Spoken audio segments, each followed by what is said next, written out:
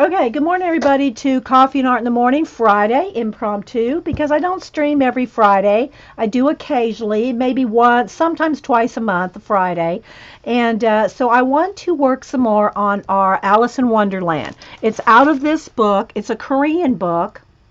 And here's the page that I'm coloring from. They have a few examples, like maybe 5 or 6, maybe 8, where they've actually colored the page. This happens to be the poster. This was the poster that came in the book.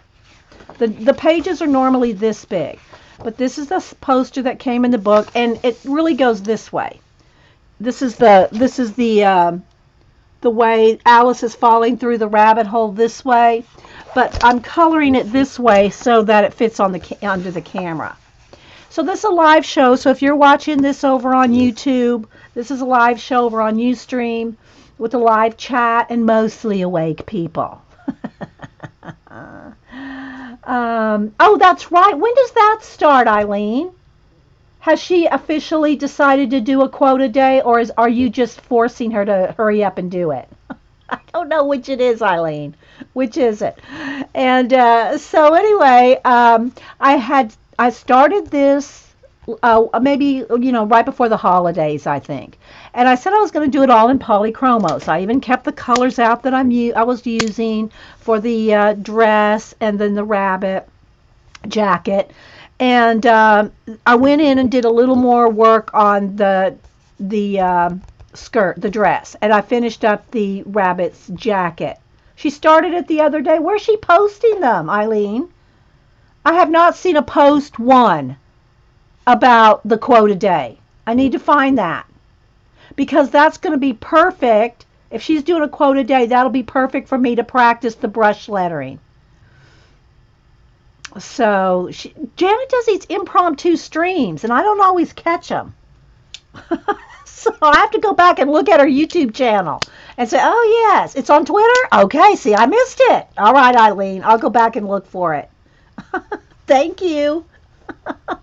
I missed all of that.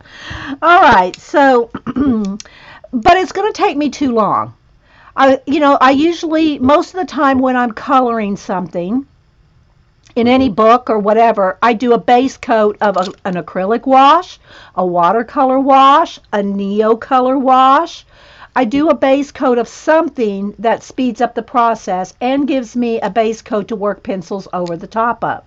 So what I decided to do is I'm going to go ahead and base coat this with neocolors, and then I will work exclusively, except for white, I'll work exclusively with polys and my Prismacolor white on top of the, okay, thanks Eileen, on top of the neocolors. So anything that gives your page some tooth. Now I gotta say, I've not worked with the polys on top of the neocolors, so hopefully it'll work. If not, well, we'll work something else out.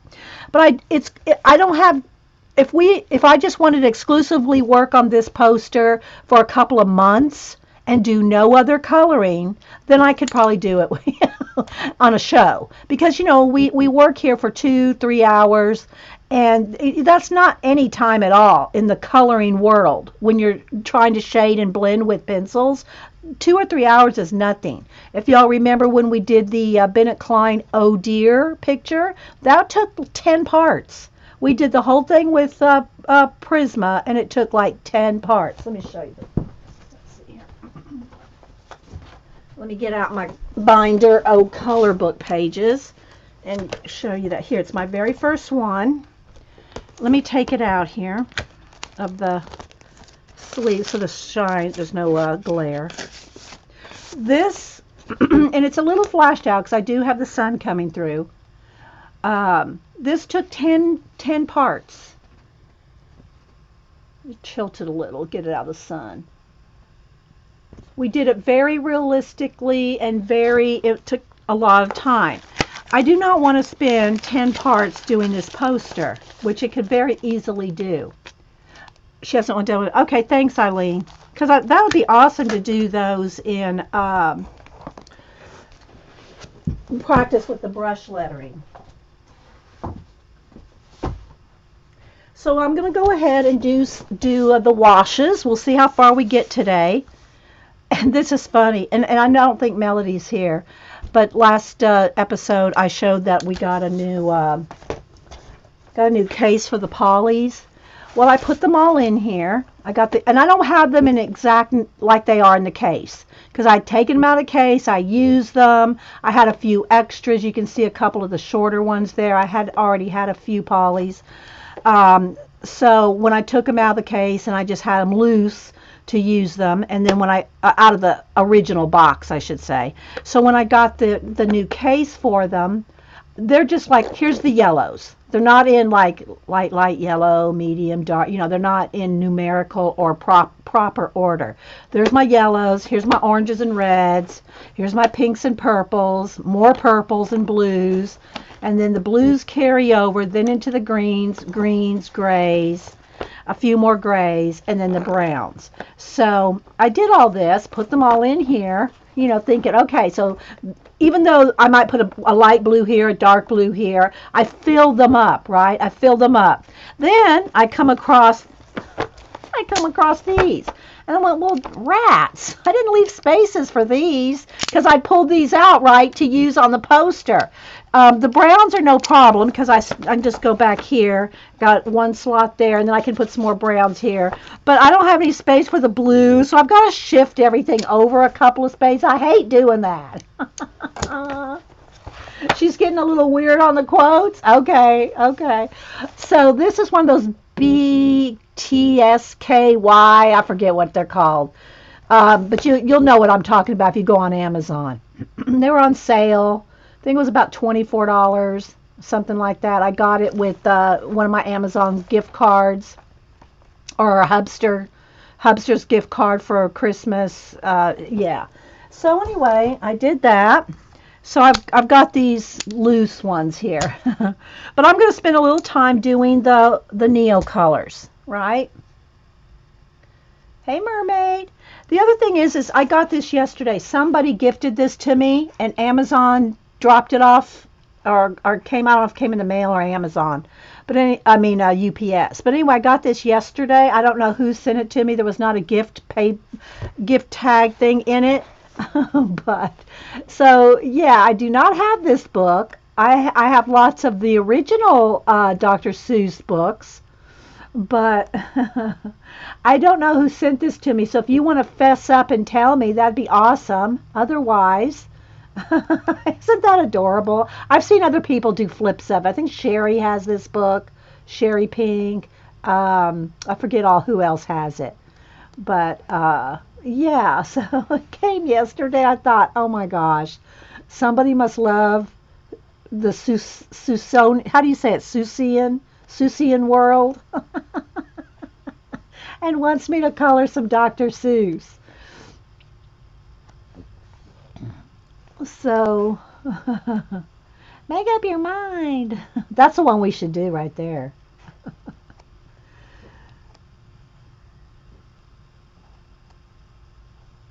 Let's skip a page there.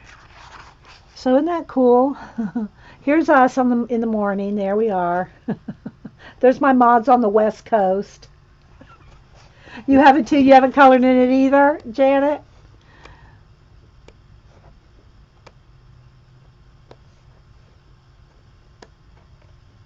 Here's all the fibs right there. That's what we ought to do. Color all these and name them. Which one's Eileen? Which one is Jean? Which one's...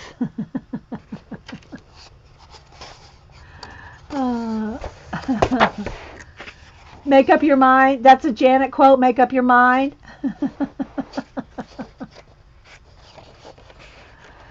So, yeah. Isn't that cute? Look at all the turtles. So whoever sent that to me, thank you very much. Isn't that fun?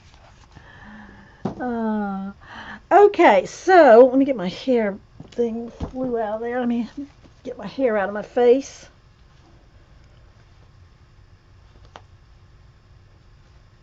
Okay. All right. You've colored a few of them. They're quick to color. Daisy has it. Daisy Vicky has it. So anyway, I don't know who sent it to me, but thank you.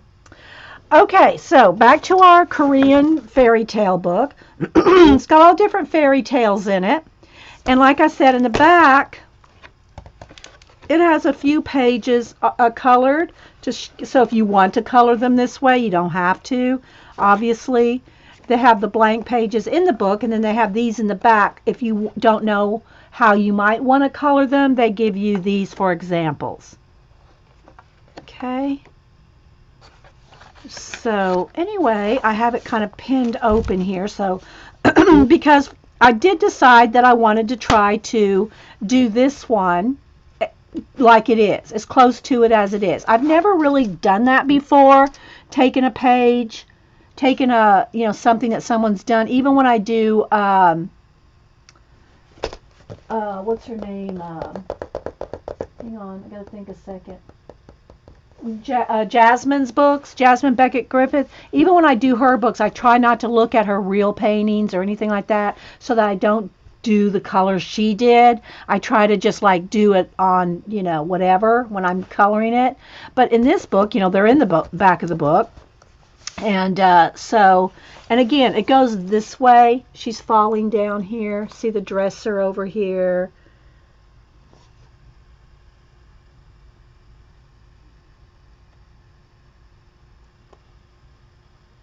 And so, but I'm turning it this way for the camera.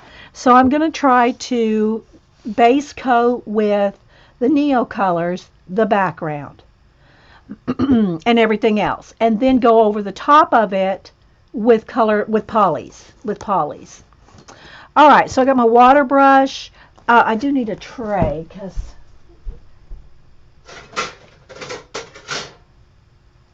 if you have one of these little metal trays, the lid off of something or whatever, or I actually have a porcelain tray, but it's got stuff in it that I'm using. A little tray like this to scribble it in and then pick it up. Here's one thing I do recommend you don't do, and that's take the polys. Let me see. His hat here is a gray brown. So let's see. This is probably the closest color right here. And I have my set right here. It's the 84 set, and I've had this thing for I don't even know how many years. 5, 6, 7, I don't know. Hubster bought it for me for my birthday quite a few years ago. And they don't wear down. I mean, you use and use and use them. And because I don't color with them, right? I'll do like this and put the color on the tray and pick it up from there. But they just don't wear, they last forever. So if you want a good watercolor investment, get the Neo Color. Make sure they're Neo Color 2. Let me show you what it looks like here.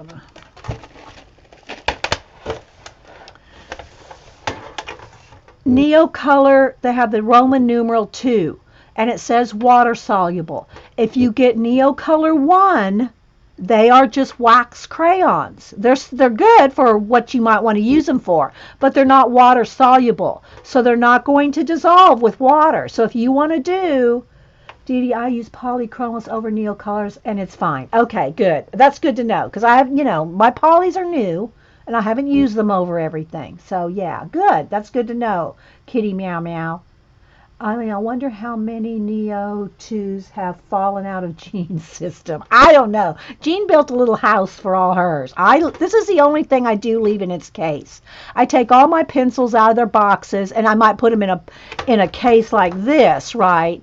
But I don't leave them in the boxes, the tins, because you got to, move trays full of pencils, and I just don't use them like I should if I have to do that, except for my Neos, because I don't want them to break. So they are a crayon, so I keep those in in their tin. But that's the only thing I keep in its tin.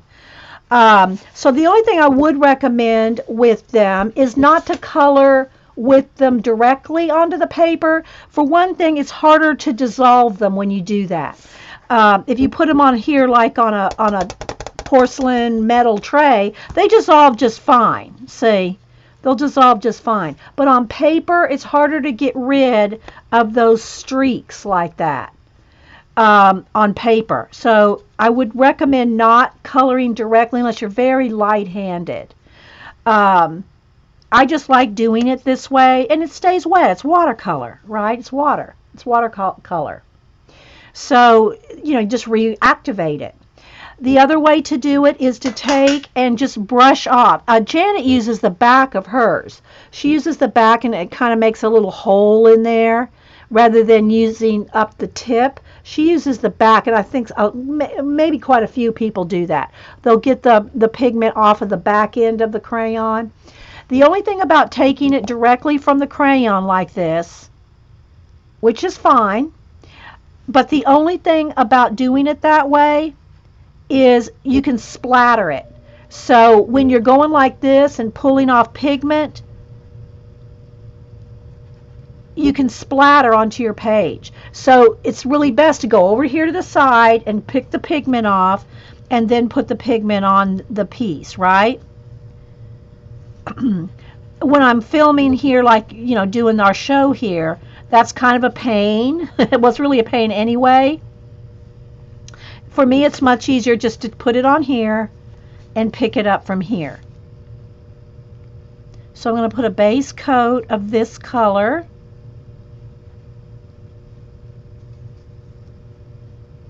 On his hat.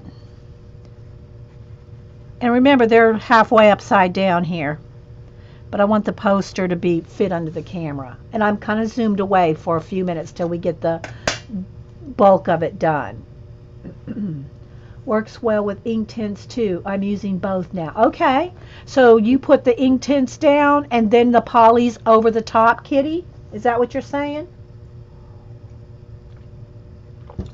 I just prefer to do a base coat, as y'all know, if you've seen me do all the Kirby Roseanne books and all that.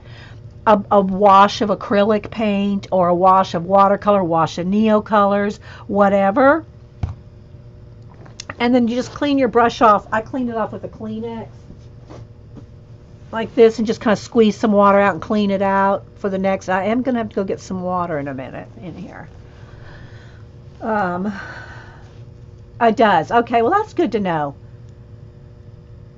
Because ink tints, once it's wet and then fully dissolved and dry, ink tints are ink. So when they're fully dissolved, now note, fully dissolved and dry, then they're permanent. So Kitty says that she uses her polys over that. So that's good to know. All right, so there's just a base coat. See, look how dark it is. See how dark it is? See, I just got a base coat on there. And just having even that amount is going to be very, it speeds things up a lot. Okay? Now, this is a poster, so it's kind of like it's a lightweight cardstock, but you are using water. And I say this all the time. It's not the pigment that's going to cause your paper to, pigment to go through. It's the water. So if I want, let's just say I want a darker color, I want another layer, then you need to dry in between. So I'm going to dry this just to give you an example.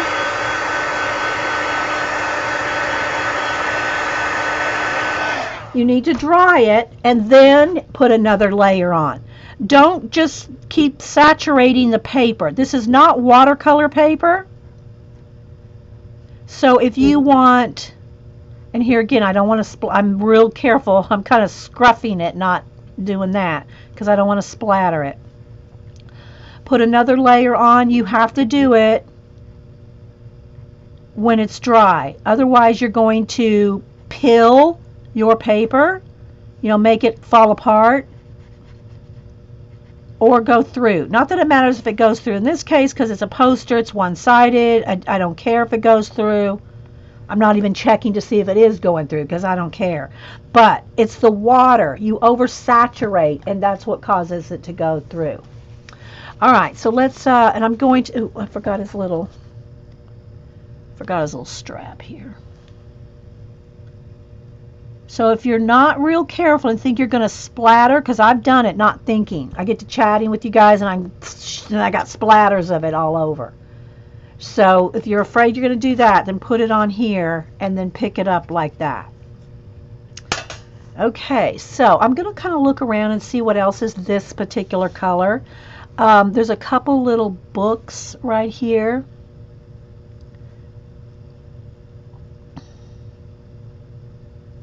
And again, you probably will not get it as pigmented as you want on the first go around.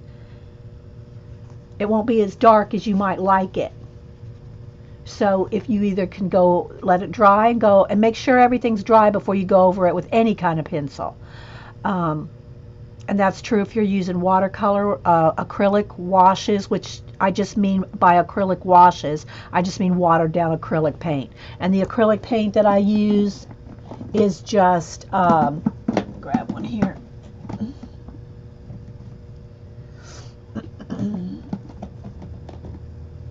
Is just craft paint. And I put it in a little, you know, my coffee lids and water it down so that you still see through it. Because you have to, now when I do my black backgrounds or a flat matte background, then I'll just use it full strength because I'm covering up an area. But if you want to still see your color book lines, you've got to water it down because it's opaque and it's going to get rid of all your color book lines. So you have to water it down so that you can see through it. And I've shown y'all multiple times the benefit of having an acrylic or, you know, watercolor. Acrylic's a little toothier. When you go over it with color pencil, the effects you can get that you just can't get without that base coat. Do not use your water brush with your acrylic because you're going to jack it up. I'll just say. Just, yeah, don't use your water brush with your acrylic paints. You don't want acrylic paint in there. So, okay. Okay.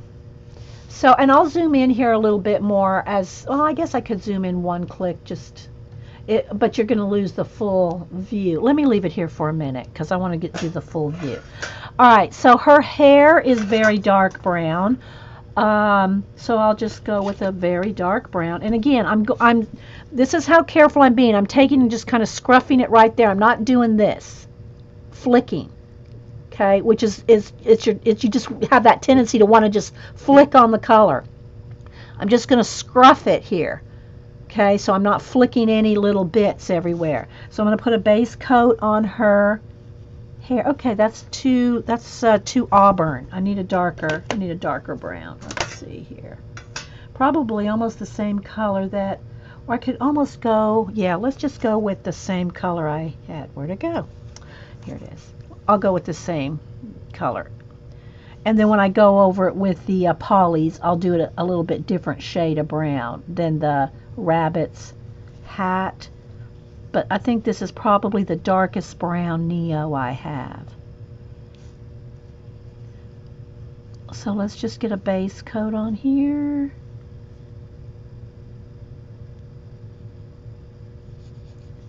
And I'll zoom in here in a minute, guys. I just want to get a little bit of the overall picture. If you have any questions, put them in caps.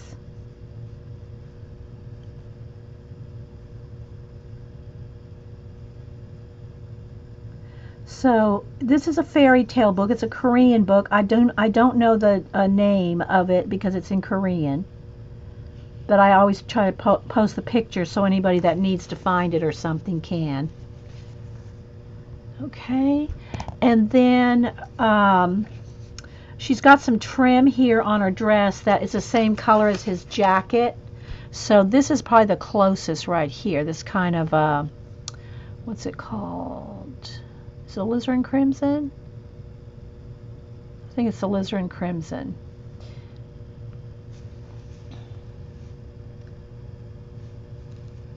Okay, so she's got a little bit of red trim. It's kind of a reddish brown trim, you know.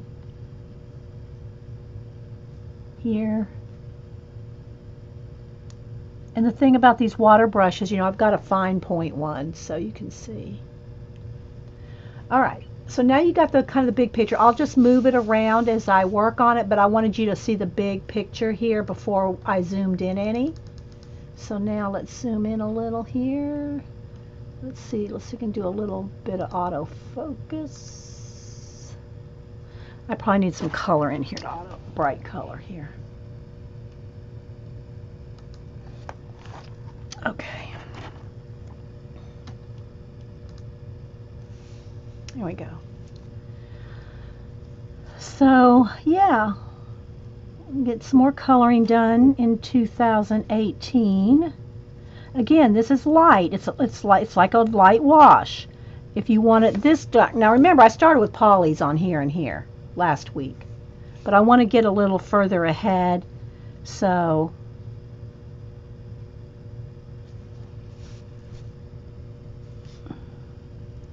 I don't want to spend weeks on this poster. I love the poster, but I don't want to spend weeks and weeks coloring it on my show. So, yeah. Hey, Joycey, how you doing? All right, so let's see what else is that color. Her shoes. I need to lay that back a little. Hang on. There's not enough light on that to see it. There we go. Okay, her shoes have this red in them.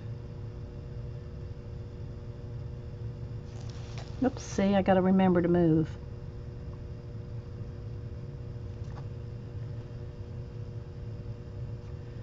And I got to remember not to splat.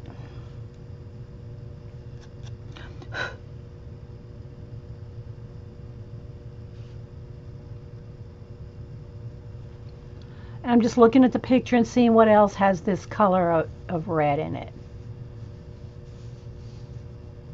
The pencil thing here, and I'm trying to keep all these colors to the side until I get the base coats done. All right, this is probably closer to this brown. So there's a few different shades of brown, and there is a crease right here. See, I'm seeing where I'm adding the water. You probably, well, yeah, you can see it because the page folds in half. So where the page is folding in half, there's going to be color sitting in that crease, but well, it is what it is.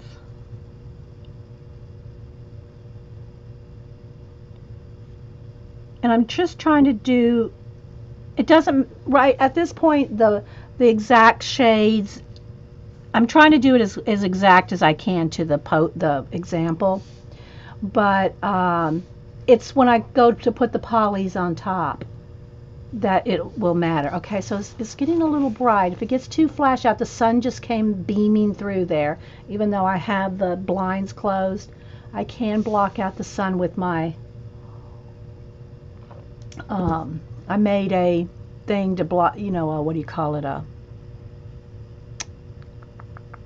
black fold up thing to block the sun. Do the Neos do the, no, it's not, it never is the pigment that goes through, Eileen. See, it's not going through. It's never the pigment. It's never the pigment that goes through. It's the water. The pigment will go where the water goes. So if you oversaturate, and you're probably asking because somebody asked and I didn't see it, it's the water that goes through. It's not the paint or the watercolors or the neo colors or whatever. It's not the pigment that's going through. It's the water.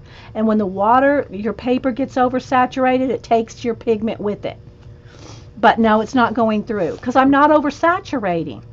So like if I want this darker, I'm going to dry first. So let's dry.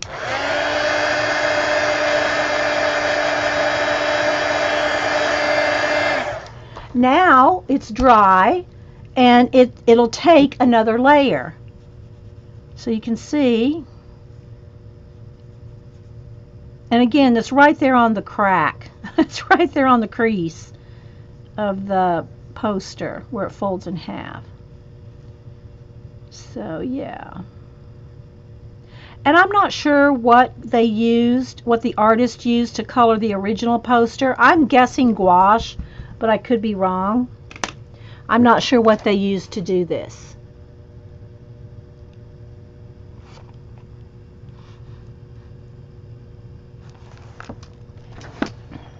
That's just my guess. Hey Dot, you're welcome, E.T.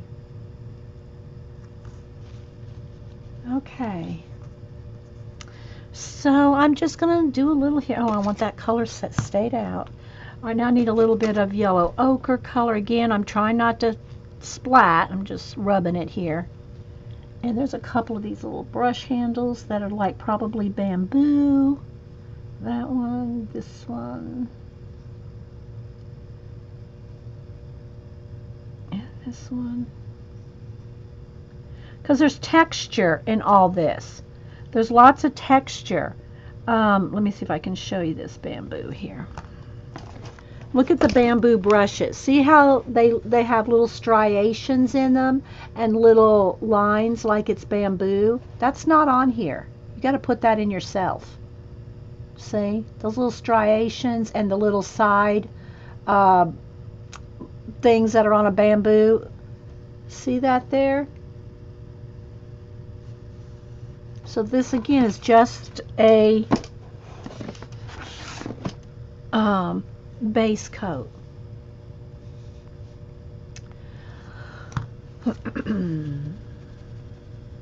Janet must be water and I am pigment because I follow her. Oh, that's cute. Oh, Eileen, that needs to go in. I got it. Wait a minute. I got to write that down. That needs to go in the wingnut book. That needs to go in the wingnut. E.T.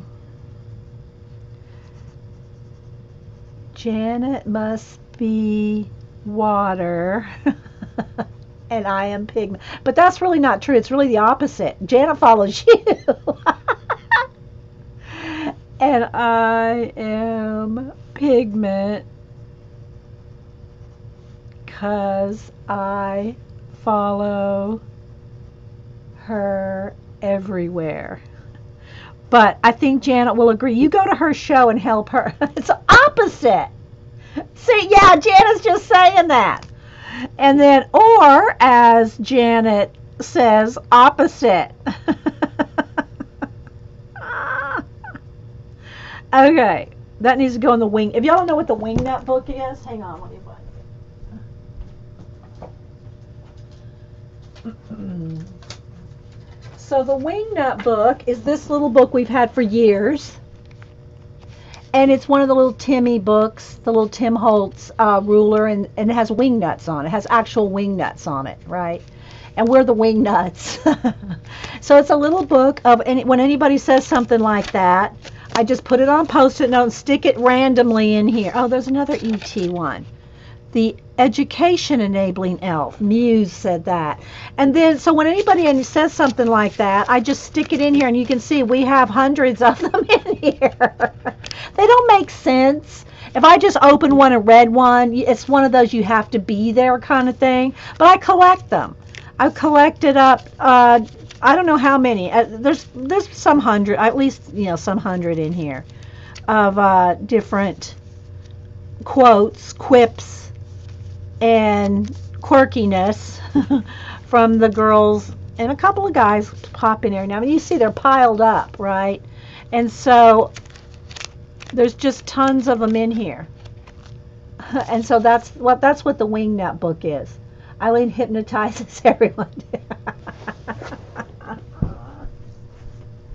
Oh my gosh, you guys. Okay, and again, I'll ask again. Somebody sent me the Dr. Seuss coloring book yesterday from Amazon, and there was no little gift note in there. So I don't know who sent this to me. So if you want to fess up and let me know, that's awesome. Okay, let's get back to coloring. Okay, so the shade I started doing, as you can see here with the polys, I started shading in her pantaloons. And so now I'm going to go ahead and just stop with that. And it's almost this green gray color. That may be too green. Yeah, I might have to... That could be another layer, but let's see. I want to find a perfect gray, kind of a brown gray. Let's see. Is it neat? I probably need to do a test here. Let's do a little test over here. See how it's hard to dissolve on paper? That's why I say it's best to, that's pretty good. It's best to do it on here and then pick it up like that. So I'm going to go back over here just so that I have it consistent. It's going to be a little darker here where I've already put polys down, but I'm going to go over those polys here to knock back the white and give it a little shading. That's a pretty good color.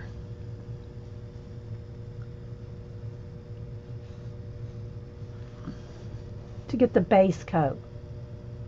Some of the things in there. Yeah, they are funny. I know they are funny, Eileen, some of them. But if you weren't here when we said them, it's like, what? Like Denise. Remember when she came down and I showed her some of those? And by the way, I did talk to Denise yesterday, and she does want to come down and help me do another clean out in the studio with her here. Y'all know how fun that can be.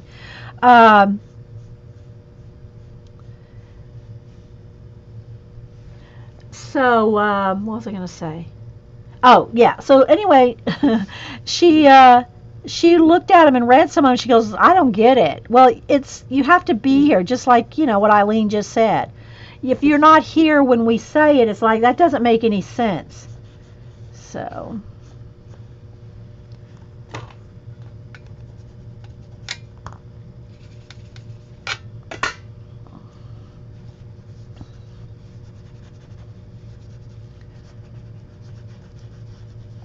So this is just the shadow part under her pantaloons here. And there's just a little bit there, not too much.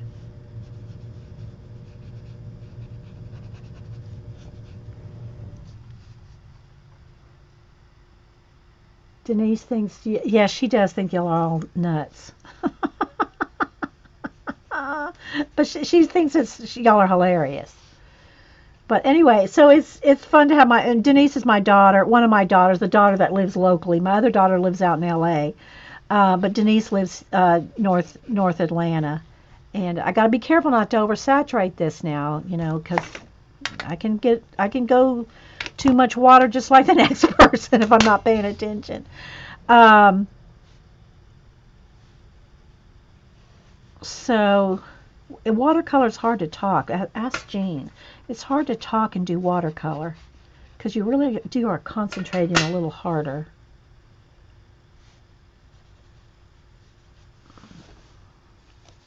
It's a little flashy. If it gets too bright, I'll block off the sun.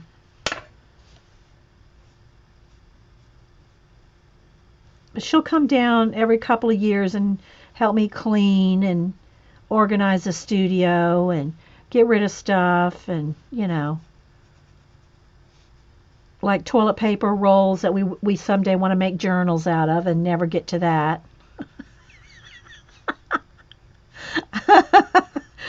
That was so funny. She could not believe that we would save toilet paper rolls. And I had them smashed, right? And they were smashed in half because you make journals. If you have never seen Mistel make the little pretty little books with those, it's you have to see it one made to really understand how cool and cute they can be. So I had them flattened out, and like one or two of them still had like the last bit of the toilet paper still, where it's glued to the roll. And she got that, and she goes, "Oh, that's some nice paper. That's some velvety paper. What is that?" I said, "It's a toilet paper roll with the last of the toilet." She went, "What?" She immediately gathered them all up and threw them in the trash. Oh my gosh, my eyes are watering. Oh, when she's there, Dee goes, "Get coffee." Yes, I know. But see, she gets busted because y'all tell me. Eileen said that when I go get coffee, Denise throws a bunch of stuff away. And she does when I go run get coffee. But she gets busted sometimes, and because the girls will tell me, "Denise just threw away la-di-da-di-da-da-da," And,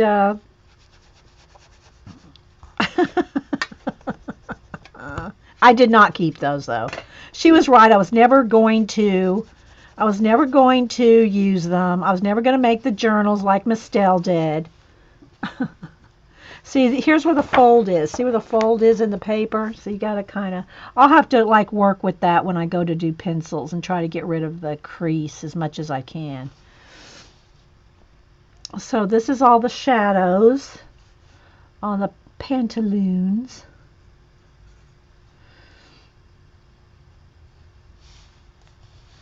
See, this is getting our base coat done.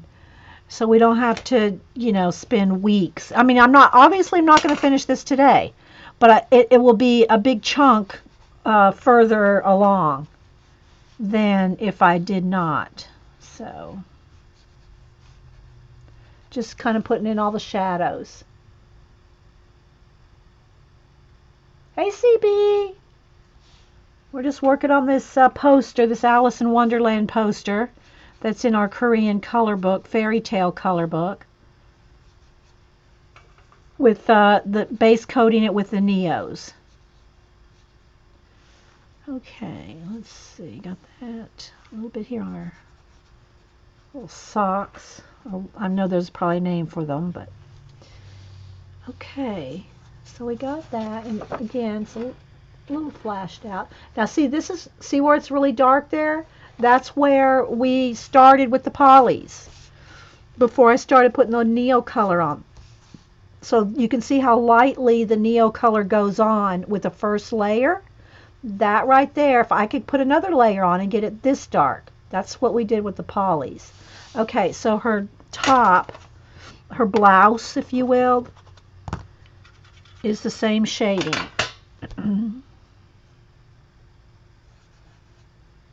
It's white with this kind of brownish gray. That little bit right there is supposed to be red, so I gotta go back in there.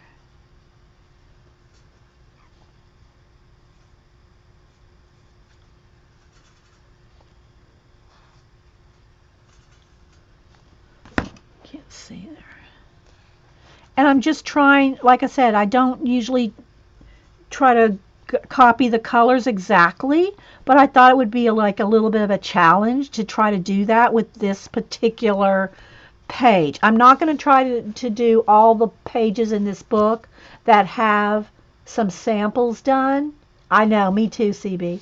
I'm not going to try to do all the pages that have samples in them, you know, copying them. I'm not going to do that.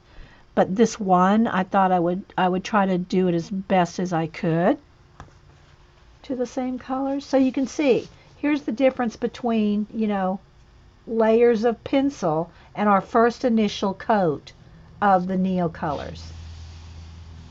Okay, so again, you can I'll take this red again, and you can see now I'm going to put another layer on her shoe here, and every time it dries, you can add another layer.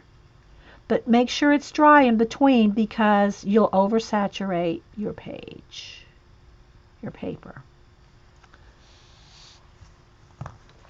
Okay, and again, I really just want a wash of color on it. I'm not necessarily trying to do the whole page watercolor. You could do that. You could just keep layering and layering, drying in between, and do the whole thing with Neo colors. I'm just doing it as a base.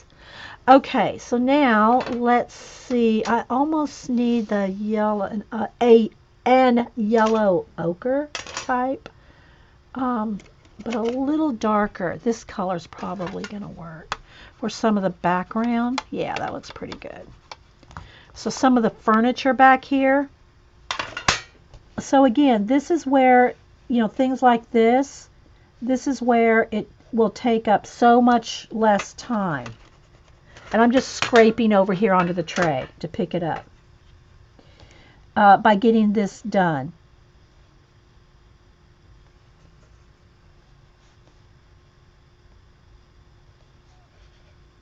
So if anybody's I already talked to some of the girls before I hit record they're doing the scavenger hunt. Janet, Monkey Island Madness, Janet's scavenger hunt. And a lot of the girls are working on it and collecting things, and they're doing that, like some of them are doing it like while we're working here.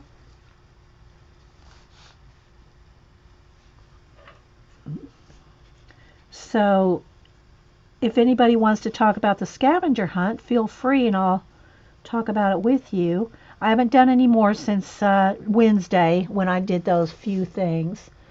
What are you finding? Hey, Julie Topaz. What are you guys finding is the hardest thing for you to find, or that you've gone to find and you haven't been able to do it, or you're going to have to make some kind of compromise to the thing? And I say compromise, like Janet said, if you can't find something, just draw it, sketch it, doodle it, or whatever. What are y'all finding is some of the trickiest stuff to find?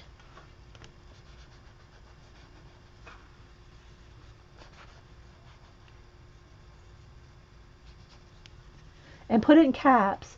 Janet will stream this afternoon and show us her hunt page. Is you mean something that she's on the hunt for, Eileen?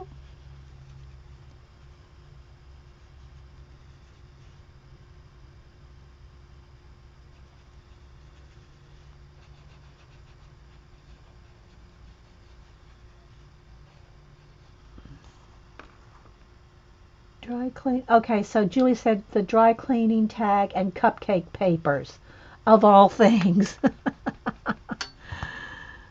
I have some old cupcake papers around here somewhere, but I'm not sure where I put them. When I cleaned up, I put them away because I wasn't using them, but they're floral ones.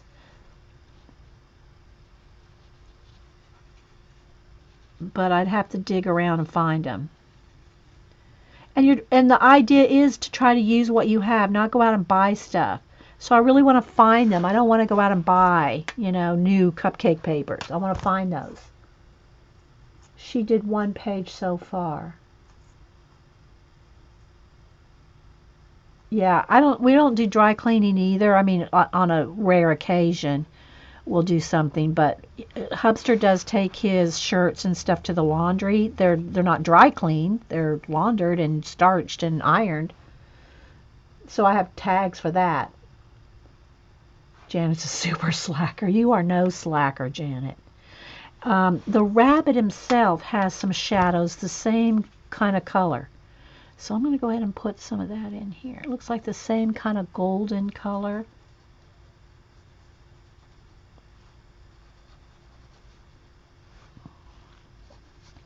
And again, I'm not sure what the artist used, if it was gouache, watercolor, or what. I'm guessing it wasn't solid pencil, but I could be wrong. Could be wrong.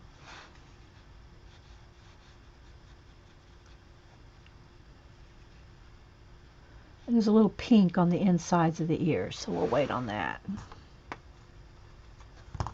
I'm trying to stay in camera, and I don't know how interesting this is to see because I'm just base coating.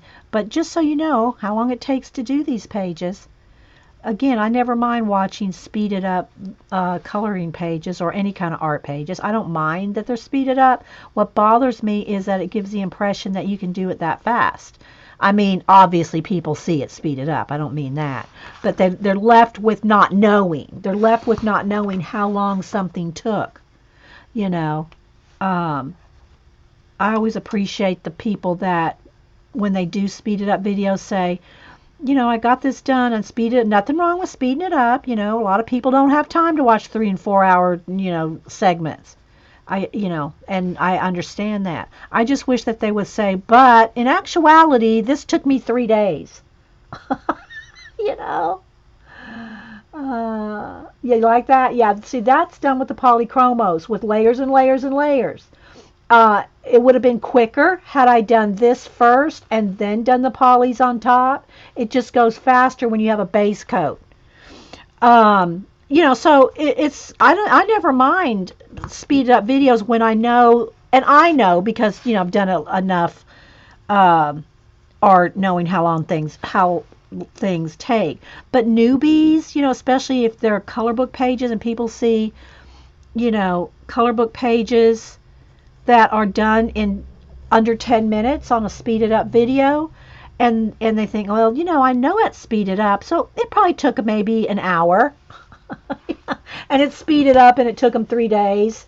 You know what I mean? So yeah, it's a lot more time consuming than you think. Okay, here's another example of something in the here's look at this. See this little like it's supposed to be like a hanging, because remember it goes this way. It's supposed to be like a hanging picture right there, and see there's like a little girl in the painting. That's not in this. Do you see? Oh, let me get it. Where to go? Where to go? Okay, so see there's a little dominoes or something, and see those the little painting right there. Look, that's not in here. So if you want that in this, you have to paint that in. You see? Which I do. I'm going to paint it in. But just saying, some of the things there are not there. And I do have it turned sideways so that it fits on the camera. But I'm going to like just sort of block that in right there. Like she's going to be somewhere like right in here. I'm just going to indicate where it's going to be. She's going to be right in there.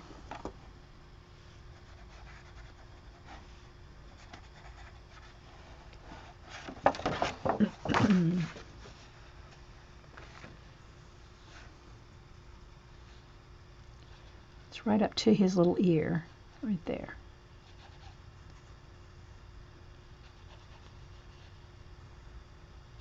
Okay. Just so I don't forget to paint her in. All right, let's see. A lot of things are tan in the background.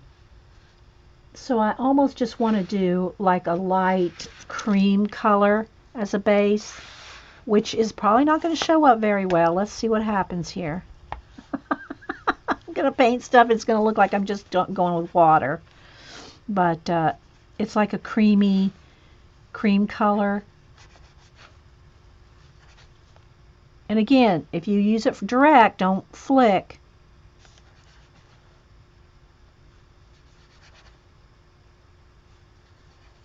And it's just easier for me to scribble, I think. I can get more pigment that way too. I could turn the brightness down a little, but I'm trying to keep it as close to possible to the right color.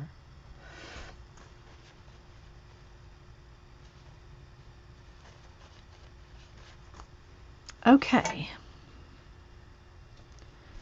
All right, so let's do some of this brown wood here. And let's test this color. Let me test this color. Might be not, it might be too red. Let's see. It's pretty good. All right, let me clean this off a little. Let me get a baby wipe.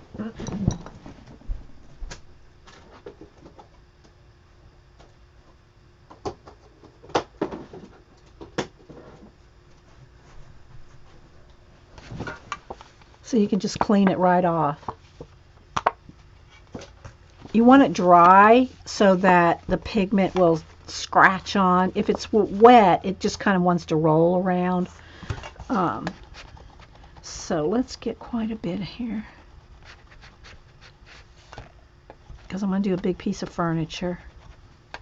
So I'm going to get a lot out. But I mean, it's barely even doing anything. These last forever. If you if y'all have ever used them, you see they just don't wear out.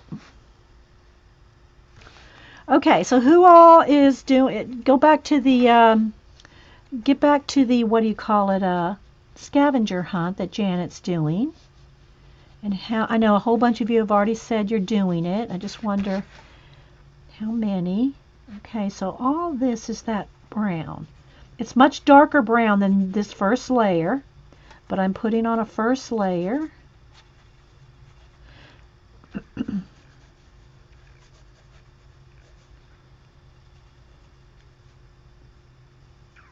Yeah, okay.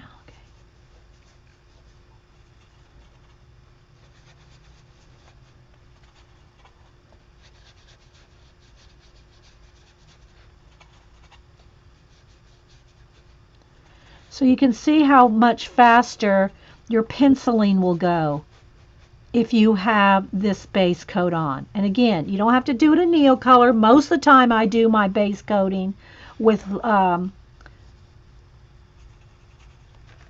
this is all that color too, with acrylic washes.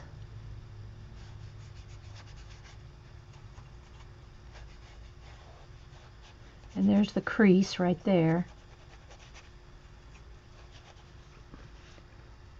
You got a butcher tray. Yeah, I have a butcher tray for my watercolors. I love them. And this is, this works fine too. Just a little enamel, porcelain, enamel.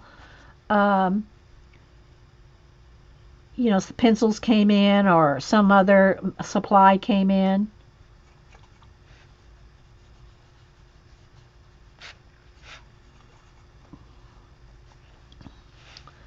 Okay. And there's some little gold hardware on there. Brass, I should say.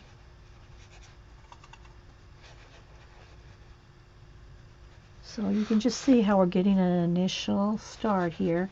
I'll do a little penciling too. I won't do this whole thing before I work on some pencil for you. But I kind of just want you to see how quick you can get it going. And this is wood grain, so it's going to be it's not going to be perfectly flat. Although all this is pretty much all going to be covered up with either more layers or pencil.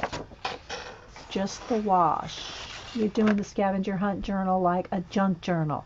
And you have to hunt to find the items in order to do it. You mean you're in the journal, you have to hunt them up? That's awesome, Terry L.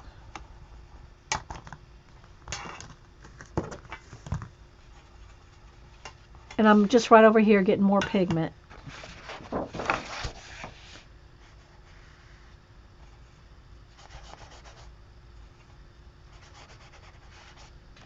So they're hidden within your journal. That's a great idea.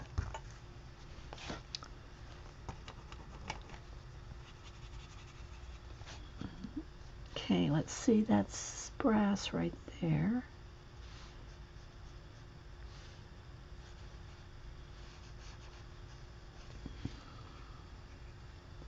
There's a little flower petal right there. Go around that. And there's a couple shades of wood in here, but I'm just going to get an initial color down. I'll go in there with some yellow ochre on the brass parts.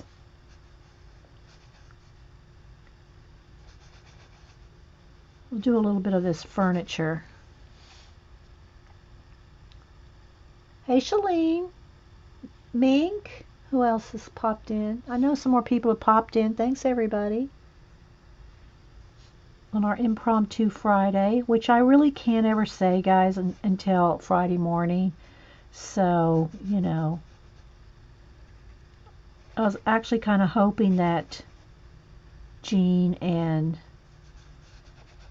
Terry Trouble would sleep in. Jean, because she's probably been up all night working on her new cameo, and Terry, because she's 3 hours behind me. Some of the other girls here are also on the West Coast. Okay, let's see. All right, so there's that big piece of furniture. Let me go in here with some yellow ochre on some of these fittings here, hardware. Just so and it's probably not a big distinction from your point of view, but I can see it here. I can turn down the brightness a little if I need to. If y'all let me know if it's too flashed out, I can turn the brightness down.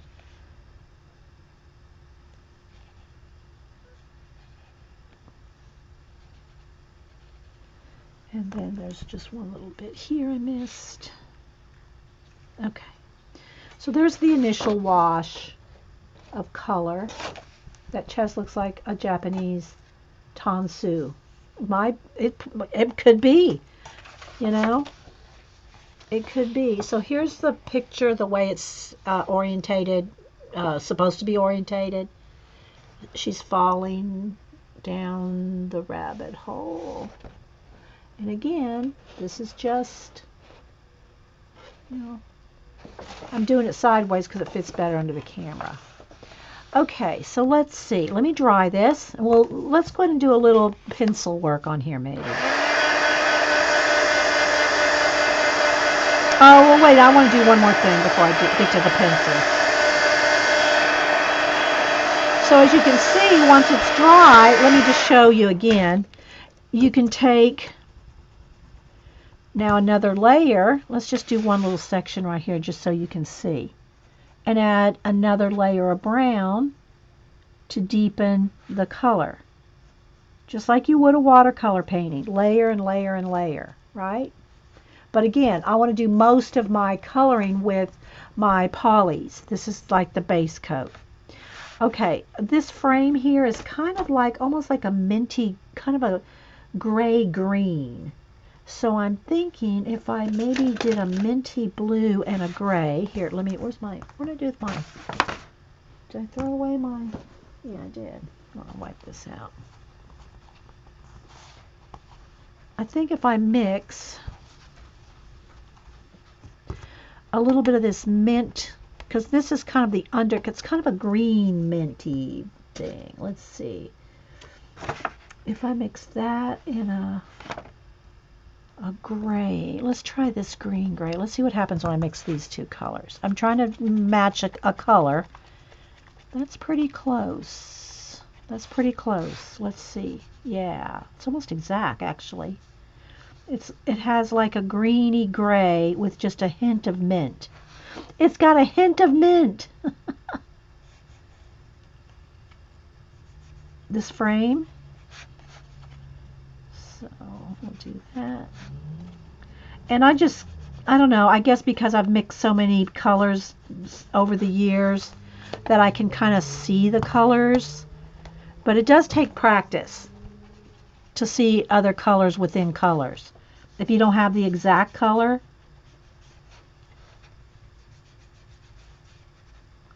and if you don't get an exact color, don't stress about it, for goodness sake.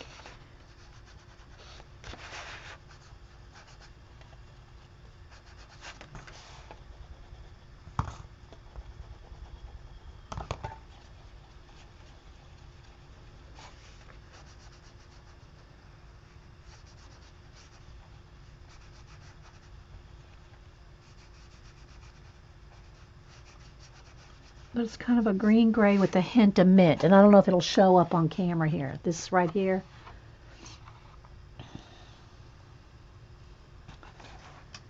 I need you to send me a rag flag for my scavenger hunt book.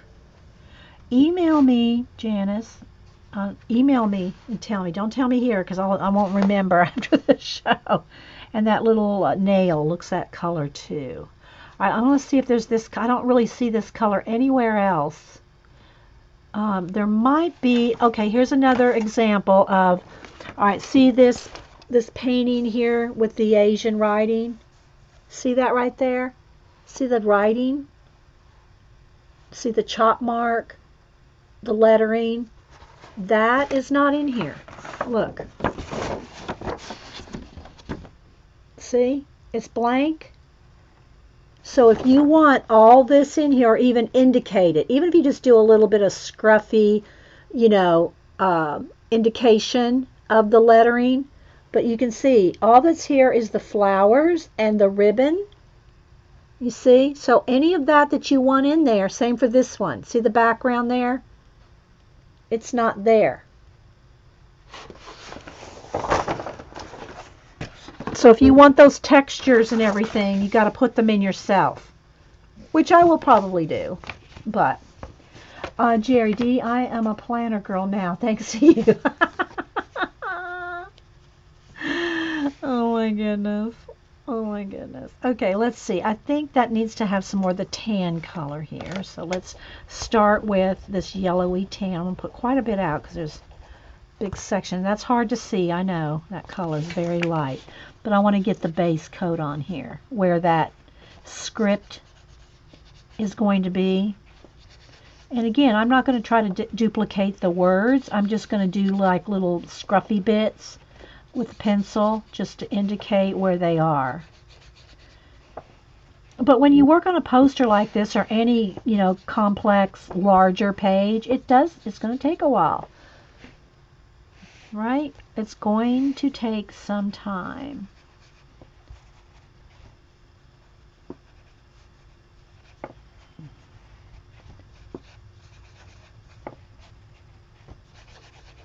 Okay.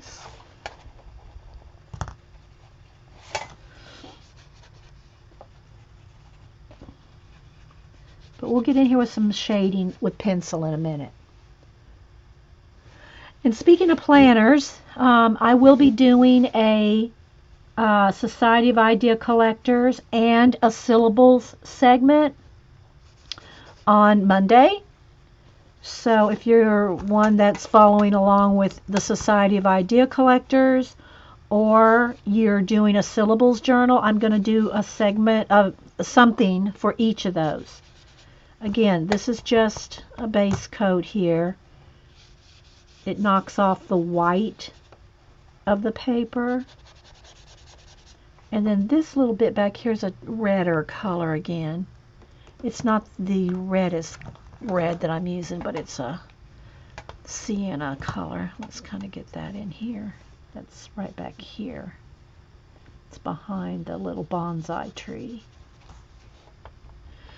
So I haven't worked it all out yet. Most of the time I just do it with you guys on the fly. But I got a idea for the Society Idea Collectors 2018 and a syllables week segment that I'm going to do work on it live, start to finish, so y'all can see how I'm going to do a page. So we'll do that on Monday. Going to find something from your new color book. What book are you coloring out of, Joycey? What book are you coloring out of? Okay, so this right here is all a brown little box sitting on top of this chest. I'll just kind of wash it in a little here. Add more detail over the top later. All right, so we got that kind of section blocked in. Okay. A lot of this background is the cream color. Like behind, all this back behind her is all like a cream color, which y'all can hardly see when I do it. But all like here, that's another chest right there that's going to be darker brown. All this is a cream color. All this is like a yellowy cream color. It almost looks like parchment or like a Seuss screen, some kind of type thing. Although I guess you couldn't really hammer into a Seuss screen. I decided that Sundays will be when I work on each week's syllables journal pages. Yeah, see, that to me is the best way to do your syllables journal. Let me back out here so we can see a whole thing here for a minute.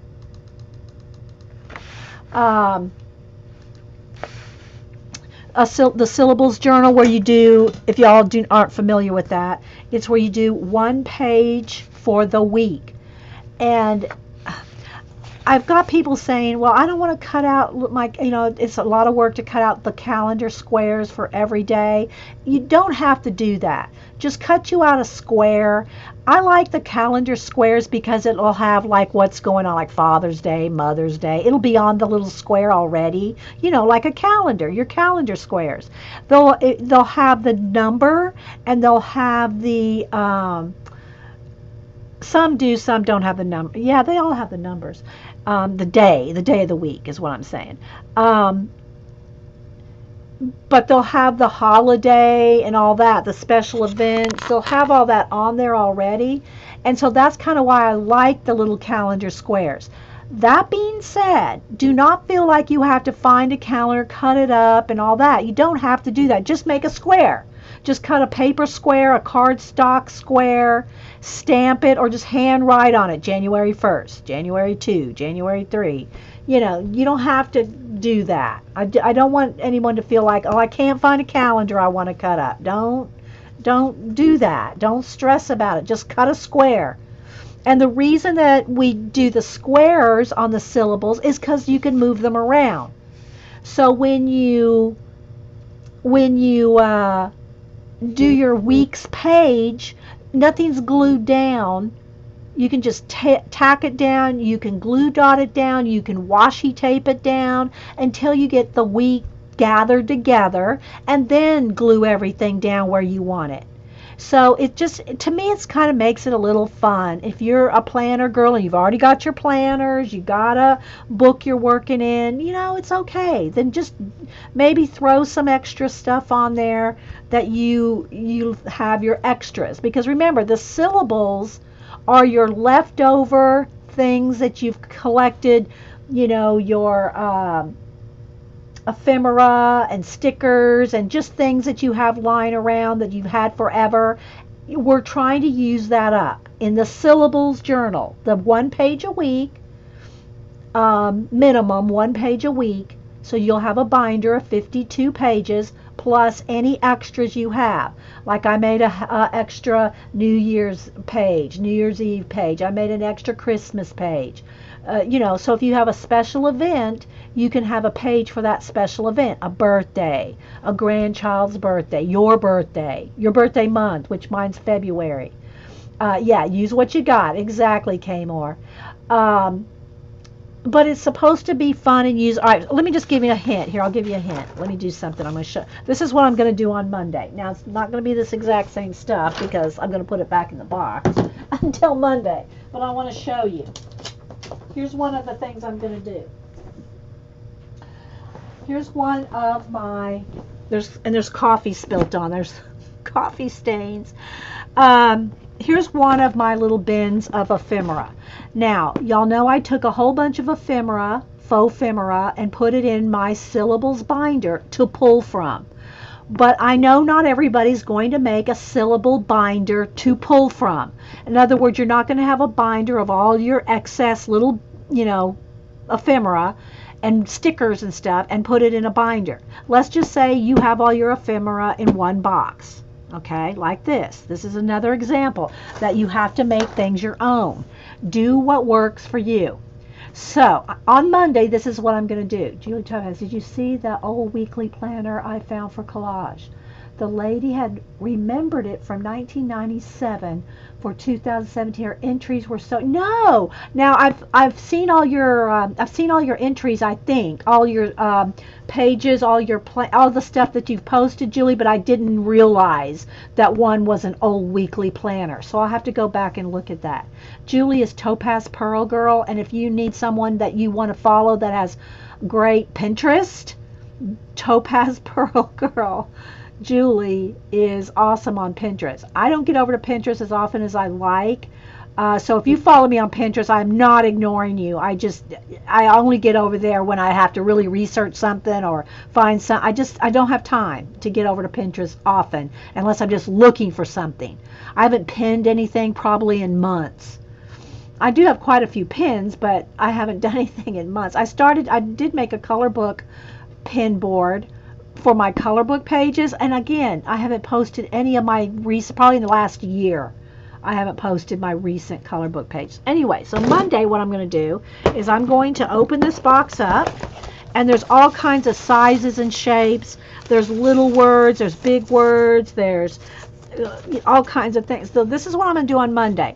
I'm going to take a handful, maybe a couple different, you know, some bigger and some larger, like this. This is what I'm going to do on Monday. I'm going to take handfuls of stuff like this, okay?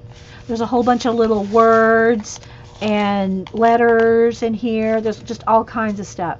And I'm going to make a page with just that. I'm going to make a page with, other than the squares, other than the weekly squares, I will have cut or either from the calendar or cardstock squares. I'll have the 7 squares for the week. 1, 2, 3, 4, it'll be 7, 8, 9, 10, 11, and 12, whatever, week 2, because I've already got week 1 done for January. So the second week of January's page is going to be built off of just this. So whatever's in here, this is what I'm going, and if y'all have ever seen Mary, LTA, I haven't seen her do it in a while, but she has a big envelope full of stuff, and she'll reach in and grab out, and I don't remember if she made a pet, I don't remember what she did with it, but she just used what she grabbed out. That's kind of like this. That's what we're going to kind of do on Monday. We're going to just grab a bunch of stuff, and everything here, whether it's words, letters, the faux ephemera, little scraps of whatever, this is what we're going to use in the week 2, just to show you that you can do it. Yeah, you have a bunch of stuff like this. Yeah, well, just grab a handful, and you could do all your 52 weeks by doing this. It could be your 52-week pickup, your 52-week card pickup, if that's what you want to do, right? Just grab a handful of stuff and just make your weekly planner page, make your weekly diary, your weekly journal page, whatever you want to call it. I just call it syllables. Make your weekly page just out of all the stuff that you grab, and that's what we're going to do on Monday. So right now, though, I'm going to pour all that right back in there because I don't have a place. I'm not leaving that sitting out until Monday. Okay, so there's a hint for Monday. And then I also have a new mind mapping project for the Society of Idea Collectors. Well, it's not really a new project. It's mind mapping. It's our same. It's mind mapping, but we're going to do it a new twist, a new topic, a new combo. We're going to do a new Society of Idea combo on Monday. So those are the 2 Monday plans. So there's your preview for Monday. All right, so let's go back to this now, and let's just go ahead and stop with the background because there's a lot more to do. Like I said, all this is going to be, the walls are all a cream color. All the furniture is quite dark. Here, look. See how dark the furniture is? This is just the base coat there, right? Okay, so what I want to do, let's go ahead and work on something. Let's work on his little hat. I'll turn him around here. So that's easier maybe for y'all to see, and zoom back in. Okay, that's pretty good. All right, so I already had let me move all my Neo colors. I'm going to have to bundle those or mark them or make sure I get the same ones, at least till I get my initial washes done on it. Okay. So now I'm going to go back with here's the few polys that I'd already picked out that I was using. All right, so I want this dark, this is, it's called black, but it looks like it doesn't look pure black. Okay, it says it's black, but it doesn't look black, pure black to me. But, okay, we're going to use the black, and we're going to get another color. Hang on. Let's go over to my case now. The browns and the grays. It's going to be more on the gray side, so let's see what this gray, that's not dark enough. Okay, so I'm going to go with, I'm thinking it looks just to my eye, it might not be when I test it, but this is dark sepia, so I'm going with black and dark sepia. Alright, so let's just do a little test over here. The black just looks almost dark gray to me, but that's okay. Okay, yeah, that dark sepia looks good. So I'm going to start with the black and put the shadows in.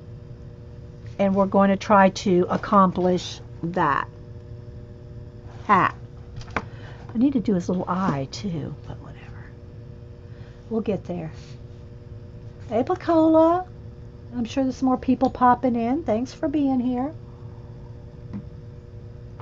The picture frame behind the rabbit matches earth green Polychromos. That green one, it's earth green. Okay, let's see. Let me find my earth green. I'm thinking it's this one. I'm just guessing. Is this it? Yeah, I pulled the right one. You're right. It does. It's that color. It is that color. We'll pull that out. Good eye, especially since the colors are a little distorted from live to Memorex. Good eye. Yeah. Kitty meow meow. Okay, so I'll leave that out. We'll do that frame too. All right, so now I'm going to go in here with the black, and I got to turn it upside down because my pictures, I'm not trying to look at the colors to do the same thing. All right, so I'm going to start doing the, and I'll try to hold it back because I want y'all to realize there's no pressure, no heavy pressure. I'm doing light, light layers. I don't want to say blending because in polys it's more layers than blending. There's more blending in Prismas, more layering with polys. You know your polys? Yeah, you do. Awesome. That's awesome. You know your polys. Then do you notice how black is not really black? I'm sure if I get, bare down, I can get it really dark and black.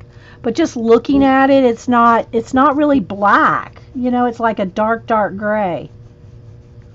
And one of the things about the hat, it must have been the way they printed it or whatever. You can see like part of the frame is like, it's almost like this is a translucent hat, but on the picture, on the page colored, it's not.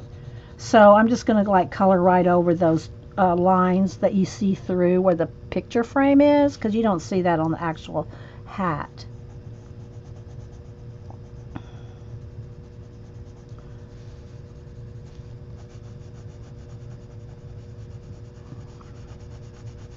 And if you still see a little bit of it at the end, it's okay, but it's not there in the original picture.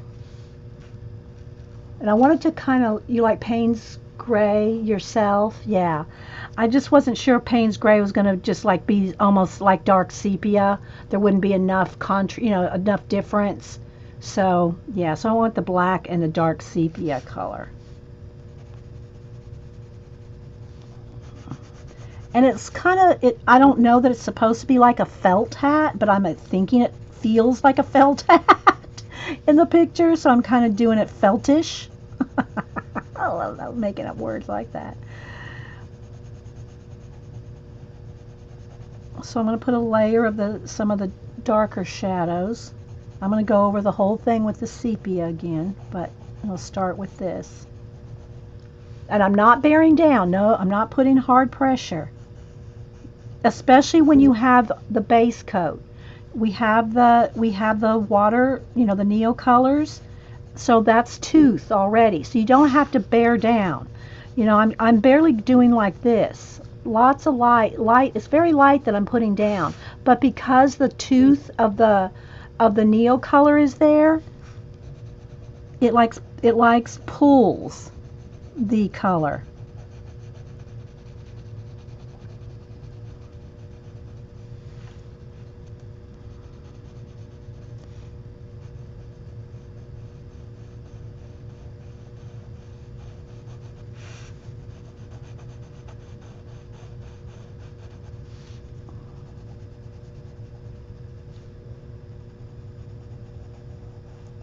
And that's what the benefit of the wash, whether it's Neocolor, acrylic, or whatever. You have that tooth there. So you're not having to work near as hard with your pencils when you have that base. Even if you if you cover the whole thing with pencil that you just did the wash on, I'm telling you that it just makes it so much easier to cover a lot, especially a large area. It makes it so easy to cover it when you have that wash on there. Kitty Meow Meow has probably done that too and knows it if she knows her polys, or any pencil really, when you have that base coat. Okay, so there's the darkest areas of the hat. There's a little bit of the tip shown right there. Now I'm going to go with the sepia, the dark sepia, and I'm going to go like right over the top of the black and into the lighter areas. No, I'm not putting any pressure on these pencils, people. I mean, I can't say that enough. I'm just layering it up.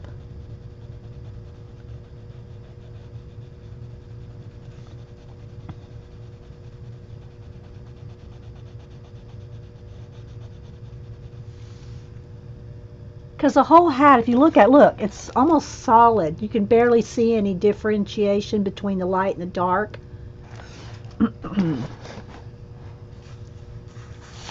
Whoops. Stand up there for me now. Stand up there for me.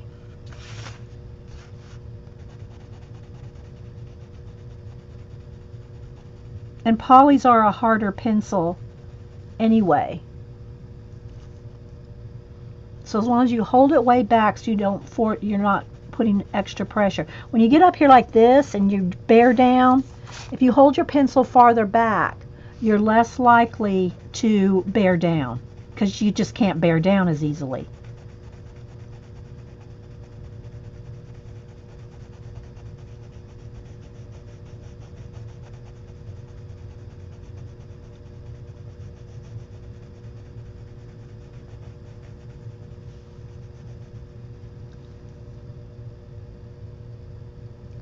Hello, Kimberly, Carol, anybody else popping in? Thanks for stopping in. Just going to work a little today on the poster, the Alice in Wonderland poster. That's out of my Korean fairy tale color book that Melody sent. I haven't seen Melody. She has a, it's her maid is what she calls it. Her housekeeper, her helper, whatever, has been sick. So I think Melody's having to take care of her housekeeper, maid. She's in Malaysia. And so I think Melody's been busy with helping her.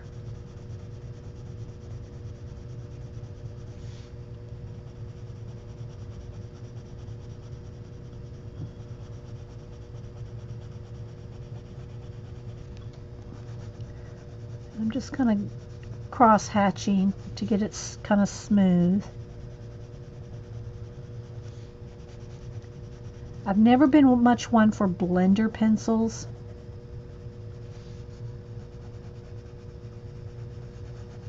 What do you like, Kitty Meow Meow, with the polys? Or anybody else here that uses polys all the time? Hey, DeMonte.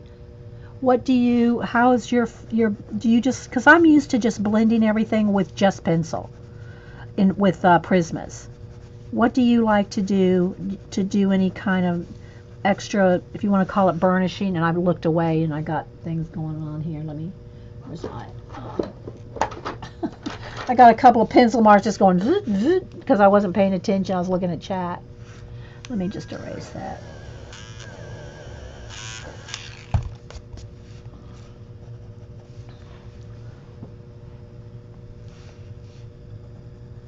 So the thing though about polys is you have to layer, not blend. And I know it's that you're thinking, well, what's the difference? There's just is, and it's hard to describe because Prismas are wax based and they blend together. They just melt together. Whereas with the polys, they don't blend, melt together. You're layering color on top of color on top of color. You have to layer them because they're oil-based. And it's a learning curve. It's a whole nother, it's like learning watercolor versus, well, it's not really watercolor. It would be like learning maybe acrylic versus oil or something like that. I don't know.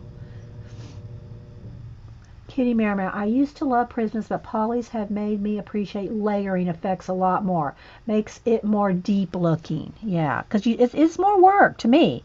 It's more work to do these I mean, I layer with Prismas, but when you're layering with Prismas, the wax is also blending. That doesn't happen here. They don't blend the same. You have to layer your colors. But I'm not sure what you use. Do you burnish it? Do you use a blender? What do you do? because with Prismas, the blending of the colors, if you do it, far enough, it does the burnishing part for you when you do it. But you can get a wax bloom too. You got to be careful. So what I'm thinking here is maybe like, do I want a light gray to kind of like go right over that? I'm going to test that out. I think I'll just take a gray, a lighter gray. Let's say maybe, let's try this one. I'm just going by eyeballing it. I don't know the names. This is a warm gray 3. My real name is Renee. Oh, I like saying kitty meow meow. Don't make me call you Renee. Now, I'll call you whatever you want. But when I see kitty meow, I just like saying it. There's some names I just like saying. Kitty meow meow is one of them. Hey, Jean. I figured you were up late. Now, I'm just going to go over everything with the light gray to kind of like another layer. And I'm not bearing down. You can see how far back I'm holding the pencil. But I want to kind of put a smoothness. But I want to keep it feltish. See how it looks like kind of like felt? I don't want to lose that, but I want to just get a little bit more smoothness to the pencils. I figured, Jean, that you were up all night with your cameo.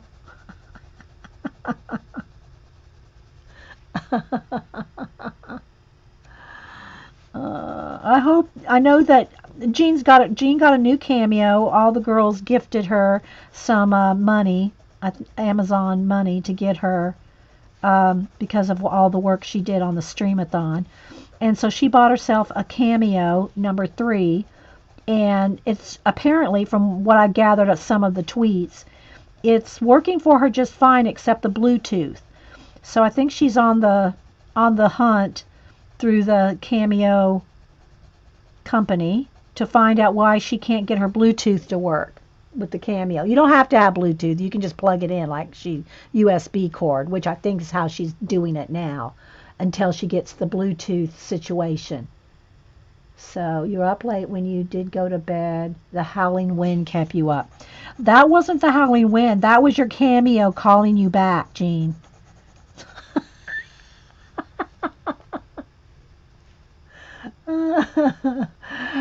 I just think it's a cute name. There's just some names, like there's a girl named Pam, Bam, something. I call her Pebbles. There's just some names that I just like. I just like saying them. Scooby Girl is Scoobs. There's just. Anyway, so I'm just kind of softening the pencil marks with this gray. I don't want to change the color. I just want to kind of smooth it out a little bit. That's working pretty good. Likely that it was your cameo calling you out.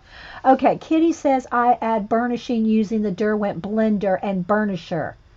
The Derwent. Do I have a Derwent blender and burnisher? You mean like the liquid kind? The marker, the water, like the, I don't know what you call it. It's not water. I mean the alcohol, like the alcohol. I got a blender like that around here somewhere. I think mine's a Prismacolor one. I don't know. I don't use it, but I got one around here somewhere. I think the blender came with a set of pencils or something. So I have it, but it's not Derwent.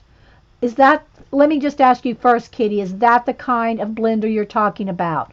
The alcohol in a marker. The alcohol stuff in a marker. I have the Luminance burnisher. Or is it Holby? No, it's the Luminance. The Lumi burnisher, I have that. It is a big, beautiful machine, and other things it does your old one didn't. Oh, that's awesome, Jean. Can you, like, what's one thing that you're really happy it does that your old one didn't? Because I have the old one. I have the old cameo. Well, it's not exactly old, but you know what I mean. It's not the number 3. So what can you do with it, Jean? While I'm getting tips from Kitty Meow Meow. The pencil set that says burnisher on one and blender on the other. It's like the Derwent pencil set. I don't have any. The only Derwent I have is my ink tints. And it, you know, so it would have to, I'd have to, I wonder if it's much different than the blender pencil, the blender marker, if you will, that comes with the Prisma. And I don't know where it is. Let me think. Where would I have put it? I'm looking here. I don't think it's going to be on my. Or what about, like, you know, the same thing, like, well, no, the Copic's like an eraser. I know I got one around here somewhere. Finding it, though, I'm not sure. Is it in here? Let me look in this little thing here.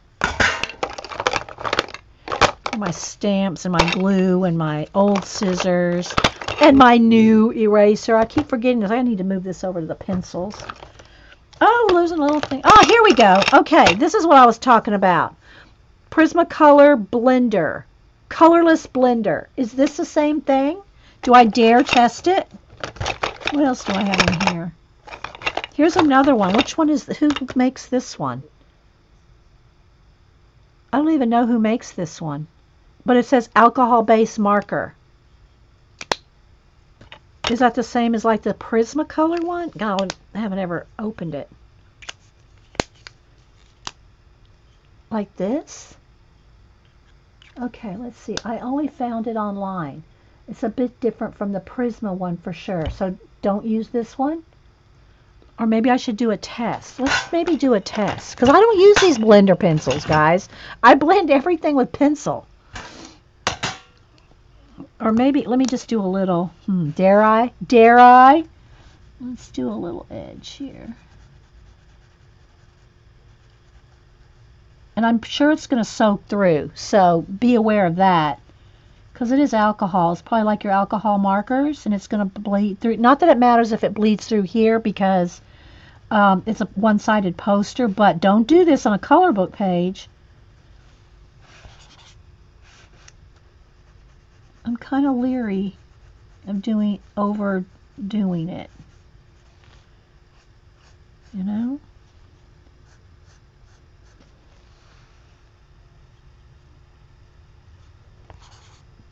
Don't use the marker over pencil. It will ruin the marker. Oh. Kind of late there, Jean.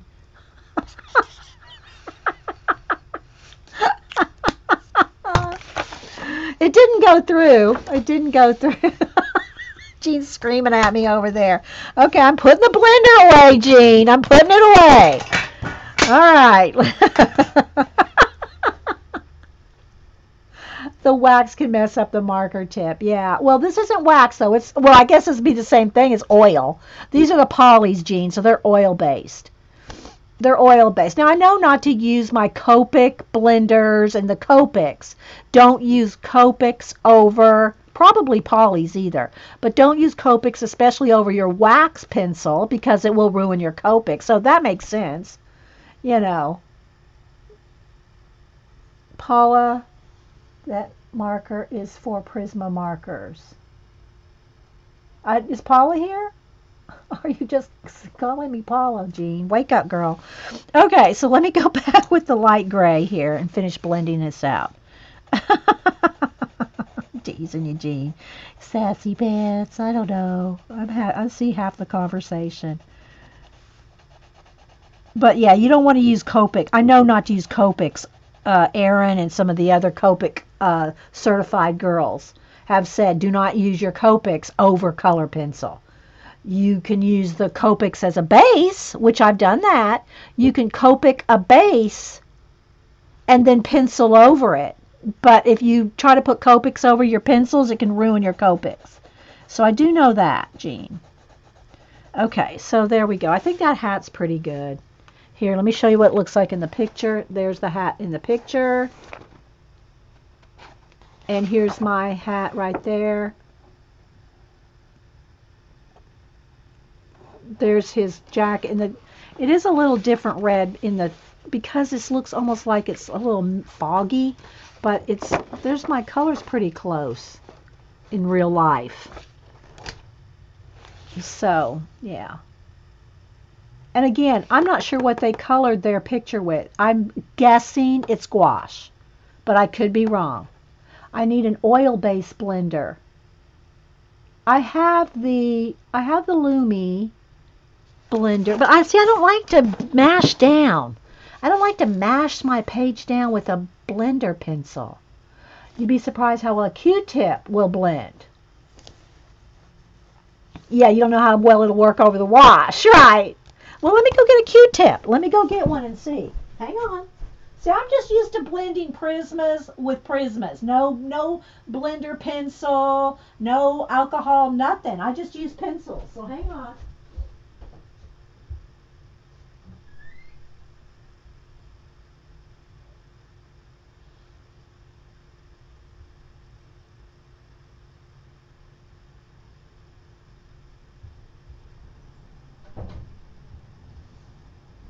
So let me use let me put this box back up here so it's don't step on it.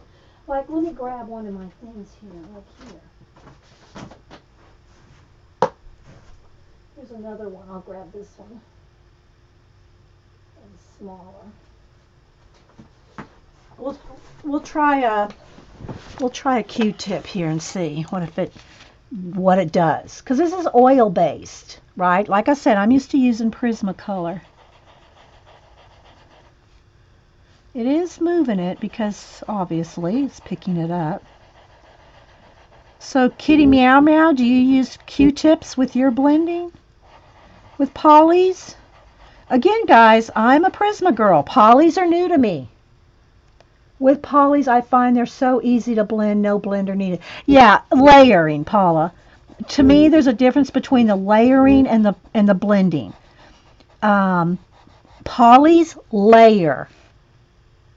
Prismas blend. I just wanted to kind of smooth out the pencil marks. Let's just put it that way. That works pretty good. I might go with the Q-tips. Thank you, whoever gave me that tip. Because look, I'm going to show you here's one of my portraits. And she's very pale anyway. But this is with Prisma. No blenders. No blender pencils. No blender stumps. No blender. No blend. Here's a smaller one. This is just more of a sketch one with two small faces. That's the Oak Island Brothers. But, so, let me find maybe a darker color person. Let me see here. Let me get darker skins. These are all my, okay, these are my Gold Rush album. Let me go back over to this one. Show you some different skin tones.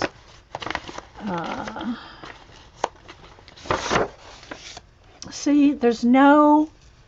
Oh, I got something on there.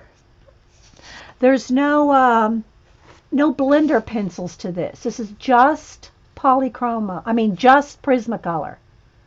You use the Chart Pack Add Marker Blender. See, what's the difference between that blender and like the Prisma blender? Won't it ruin the blender with the pencil? Okay, so let's see. Let me get a dark skin here.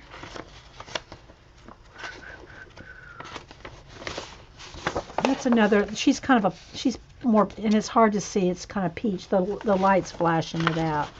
Let's see. Let me flip. I'm flipping here. Where's some of my other ones? Okay, I know I have another pack. Here's some smaller ones. Let's go with some of these smaller ones here.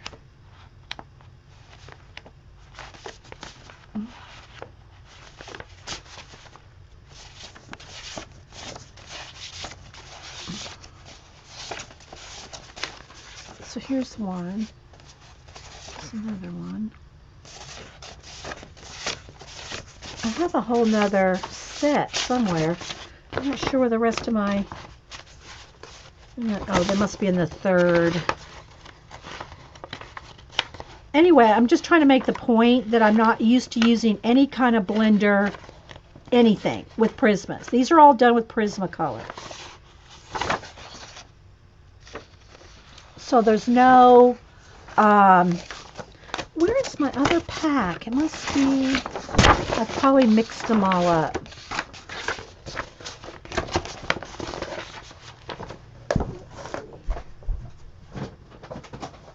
Ah, here we go. This is what I was looking for. Well, there's Daryl. There's Daryl. This is Daryl, and here's Glenn. Now, here's a good example of Glenn being, he's all beat up. Well, I don't know if the color's going to show. He's all beat up, and he's got a lot of bruises, so there's a lot of green and blue under the skin. A silicone spatula. Oh my gosh, girls, I gotta go to the kitchen and get some stuff. Kitty Maris, I also use a brush and pencil by Alonia Nicholson, colored blender powder. Oh no, I don't want any powders, meow meow. No, I'm not buying any powders. Don't make me. It would ruin the marker. I thought you were using Prisma. Should not have given advice when late in the show. That's okay.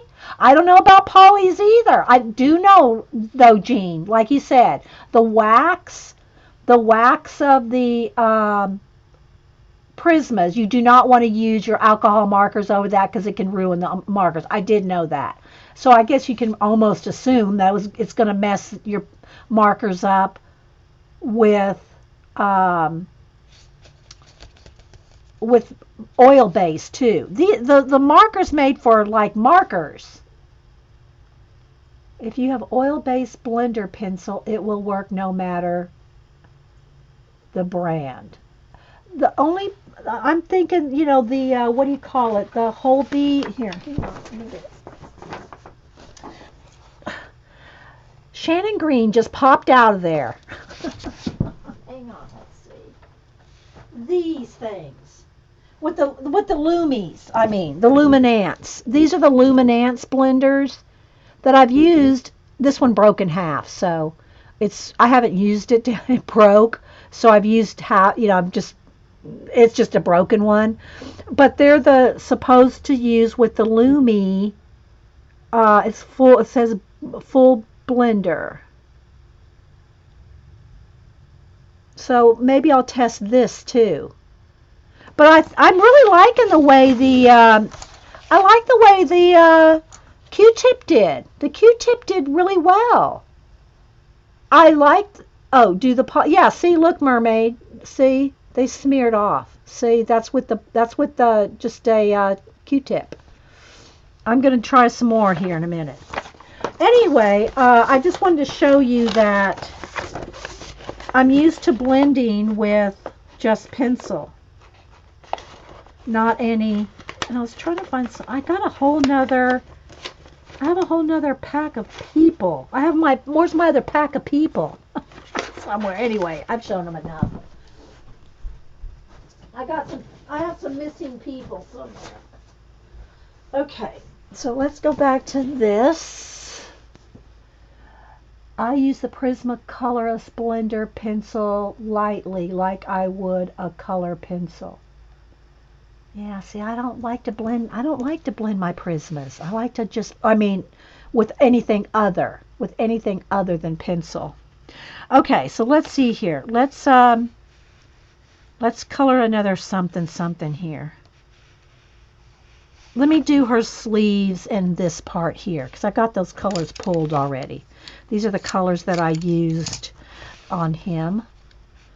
And they are, I need to sharpen them.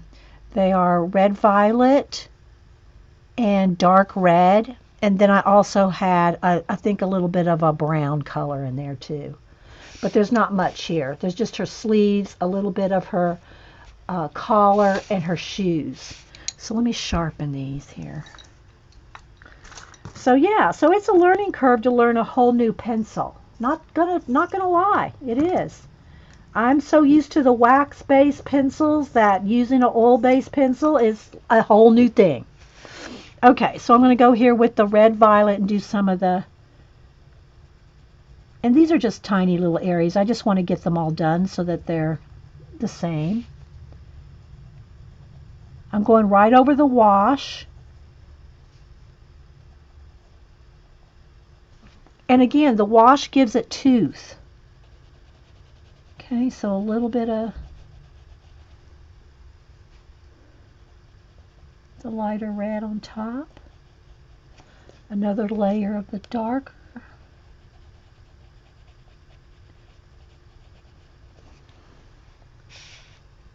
The Prisma blender won't work. It will grain it up. You mean on polys?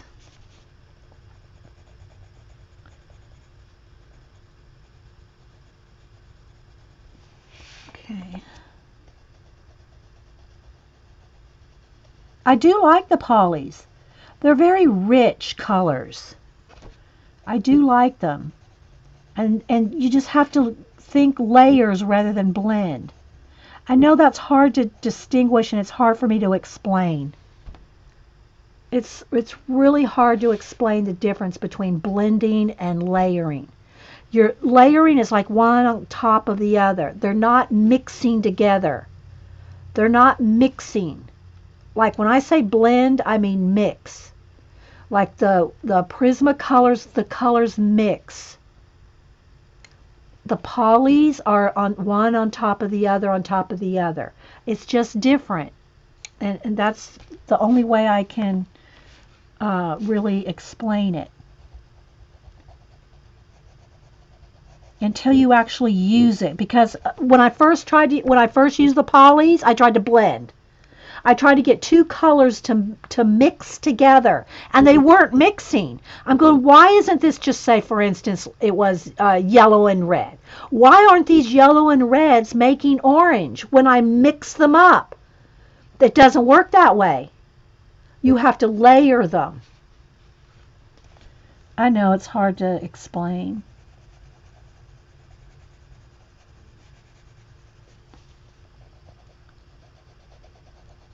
If y'all have used polys, you know what I mean, but it's hard to explain the difference, especially when I've used Prismas for 30 plus years.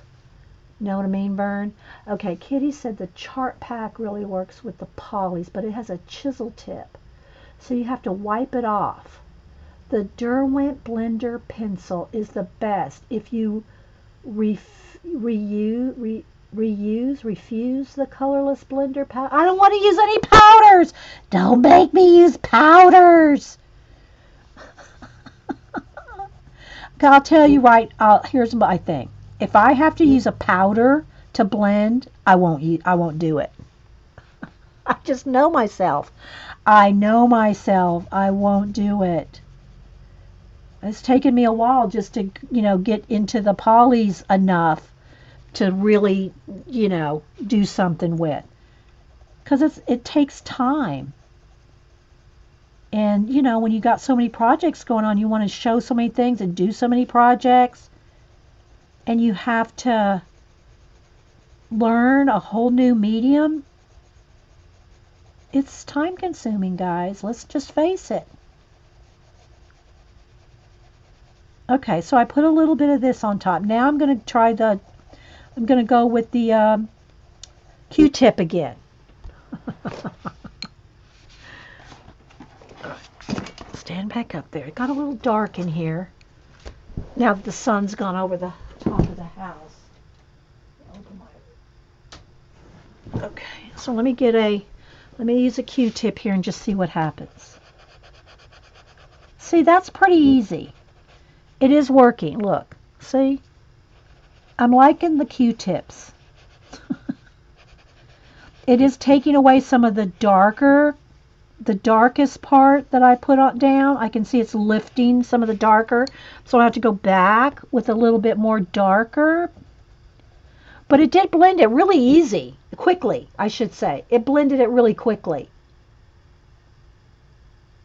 Okay, the Derwent, I'll write that down. Derwent blender. Okay. I don't have that.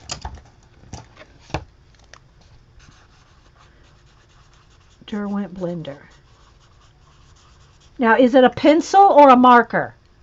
Is the Derwent a pencil blend, kind of like this? Or is it a marker with liquid in it? What is the Derwent one? I've seen so many brands and things flying this morning that my head's spinning. All right, so I'm putting another layer of the darker because I kind of lifted it a little bit too much, I think.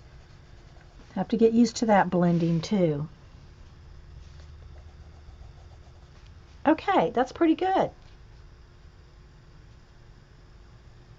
Hi, Sonia. Happy New Year. The powder works great when you put too much pencil down. It's better than a kneaded eraser. Okay.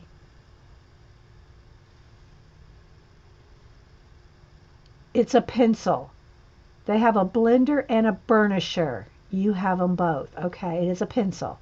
All right, I'll look for it at Hobby. They come in it comes in a set together. The blender pencils comes in a pack together. Thanks, Kitty Mar and everybody else. Okay, that's good. I wrote it down. Oh, I can't go to the link right now, but I'll find it.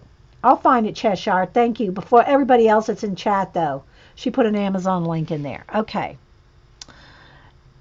Let's see. Let me go with let me get a fresh baby wipe. Let me get a fresh, maybe a baby wipe. Now that would wipe away too much. Let's try, I want to try to get a blend right here over the crease. You know, this is where see where the paper is right there, the fold. So I want to just see here.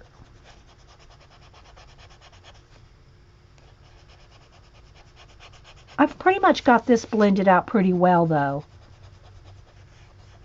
So I don't know that I really need to do it on this dress. I feel like it's pretty well done here.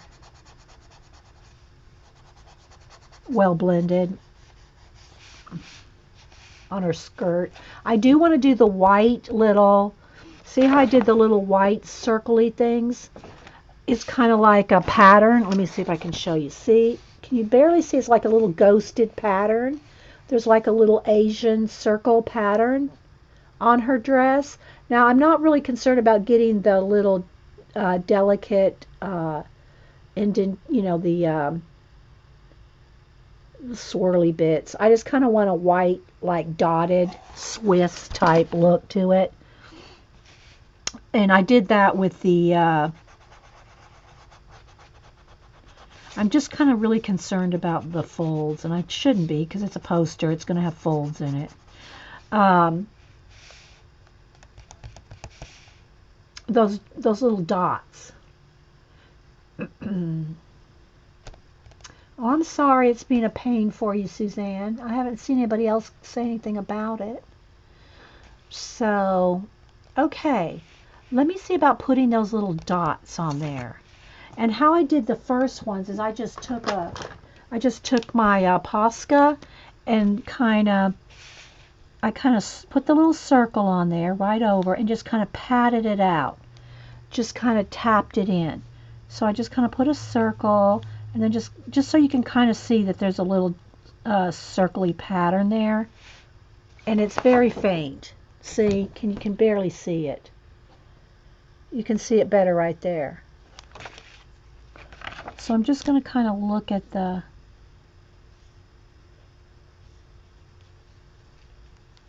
because remember, I'm trying to do it as close to the one on the book as I can.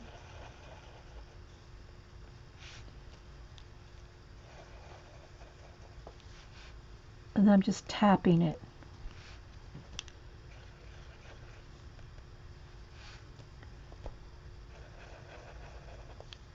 To give the effect.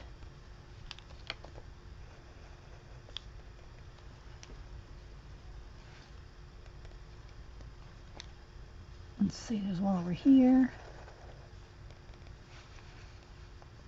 And I'm not sure how good this is for the Posca going over the oil pencils, but it's paint, so. I emailed you the link. Oh, thanks, Kat. Okay, yeah. I'll see if they have it at Hobby Lobby.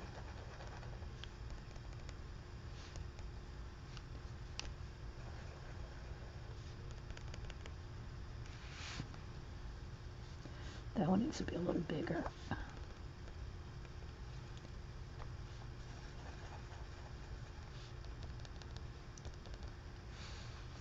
I just thought that this would make, work to give the effect that I wanted with the dots. So I think there's one back here a little bit. And it's just, getting on my finger. I think that's pretty much all of them. There's one right there. Let's see.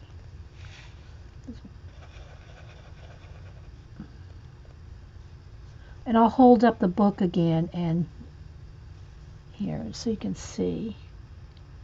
I think that's pretty much all of them that I see. Oh, there's one right here. There's a little bit one here.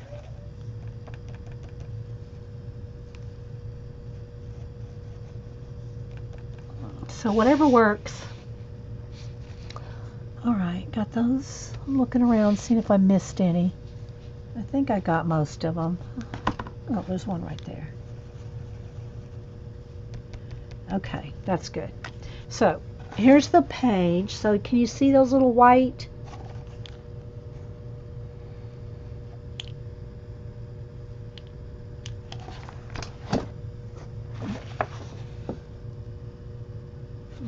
They might be a little too obvious. I might have to knock them back a little, but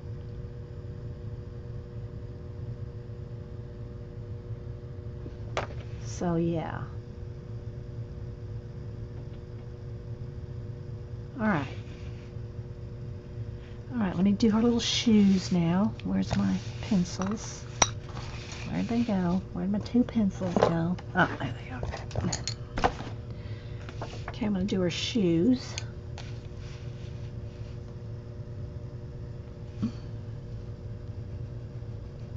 But I do like the richness of the colors of the polys.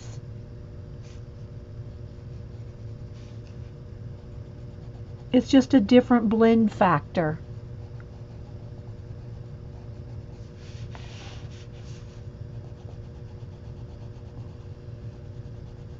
When you use one kind of pencil for decades and you get sprung with another, it's like, like I said, if you've been using, say, acrylic for 30-something years and all of a sudden something says, here's some oils,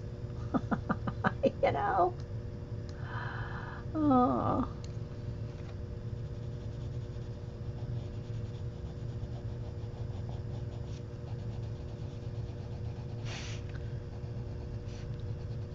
Although I wouldn't equate Prismas with acrylic, but just to show you the difference. Okay, then a gray, dark gray. Where's my dark gray here? And a little toe tip. There's like a little edging. I think it's a gold edging. I might want to use a, it would be kind of cute to use a gold gel pen on the edges of the shoe maybe, because it looks like it's supposed to have like a gold piping on her shoes.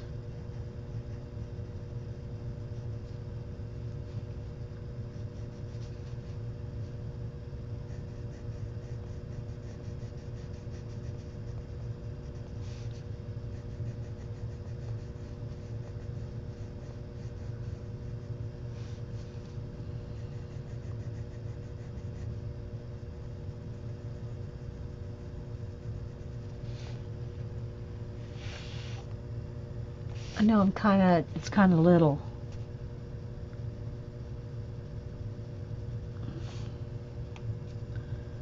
So let's see how long we've been working at this.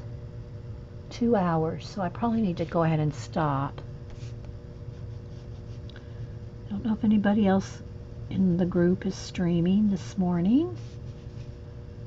Someone tried to trick her head Janet. I'm not sure if it worked. So again, I mentioned the, all right, let me take the red bit of the,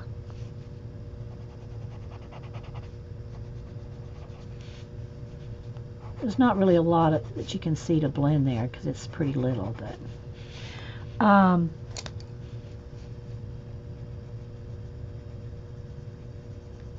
sorry, I'm kind of trying to get in the zone here to think. Got to kind of think when you're doing a new medium. A new product. The best for effect on polys is gold green. I really want it to really shine, like really be glittery. But let me get my gold green. Okay, let's see. Here's this it here. I'm guessing. I don't know.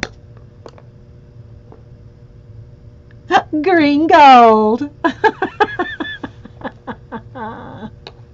don't know the names of these yet. I just kind of look like, what does she mean? Is that it? Okay, so I'll go ahead and do that with it. It is a good gold color, but I kind of want it to be shiny. That's why I'm thinking maybe go over it with the star gel to give it a glittery shine. So I think I'm going to do that just because I can. But yeah, that's right. That's the best, the green gold. Kitty meow meow. Okay, so let's see. Where's my star gels? The star gels are the ones that have. Let's make sure I got them call it right. Somebody called me out on that last week.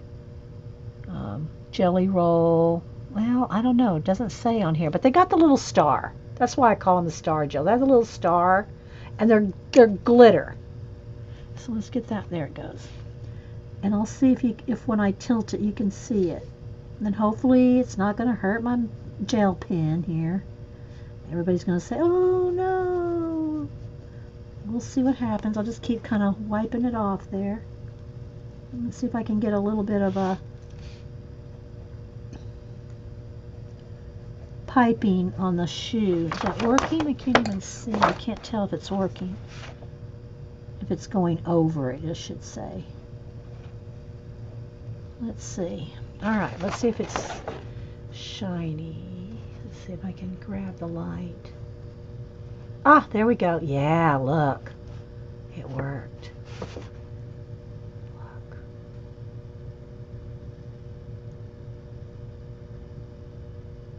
Look. Thanks, Kitty. I know how to see color well because I just can see color well and how to mix colors. But look. Can y'all see the little, there we go, right there on the edge. See that right? A little bit of twinkle. It's not much, little touch there. Okay. So the last thing I kind of want to do, let's see if I can I gotta clean it. There's one. Let's see what I can do here. Oh, I haven't put my polys on this yet. Huh. That's just the, well, I did have a little there, but I want a tanny color. Like almost, it's almost the gold color. It's almost this color of tan, but I know when I put it down, it's not going to be the same. So let's go over here. Where's my other? I'm not sure. I don't really have a tan color in the polys. What do you know? Do you think, Kitty Meow Meow, there's a good tan? Like, I don't want peach. I'm thinking maybe that's going to be too pink. And the others browns are too dark. The yellows are too gold.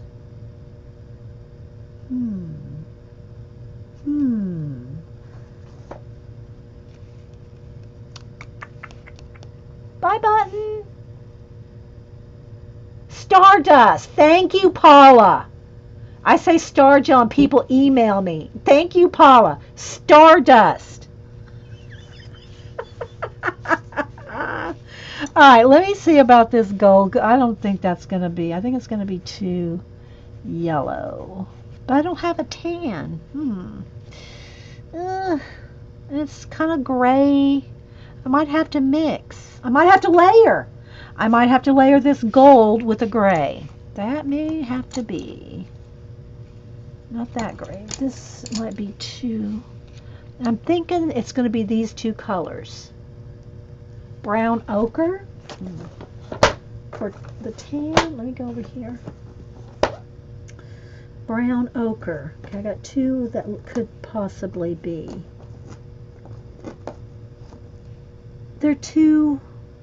They're not, I don't know. I don't know, Kitty Meow Meow.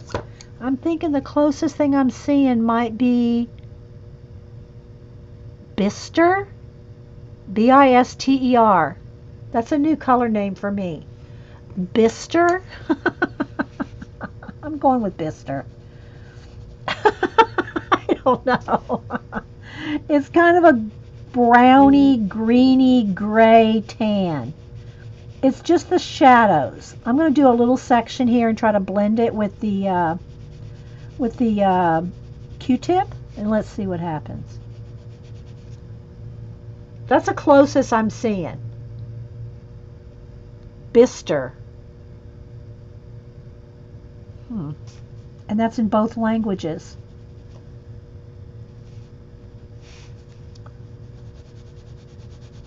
I don't want to get it too dark because it's hardly any color at all in the white of her outfit here. I'm just going to put a little layer of this down and see what happens with the Q-tip. Nougat works well too. Okay. I'm kind of going by what I've already got down with the wash, you know. I'm kind of, and I probably shouldn't, but I'm kind of basing what color I pick based on my wash there. Okay, let me just try to do a little bit of, I only brought 2 Q-tips out of the bathroom.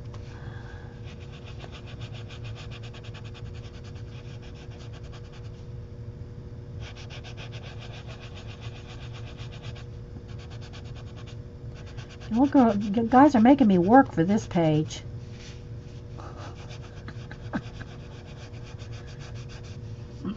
That's working pretty well, although I've lost a little bit of the white, so I don't know if I can. Because it's kind of it's made it a little bit of off-white, but there's some still bright areas in the original. That's working pretty good. I think I might be going with the Q-tip method. I might be working with the Q-tip method of blending these.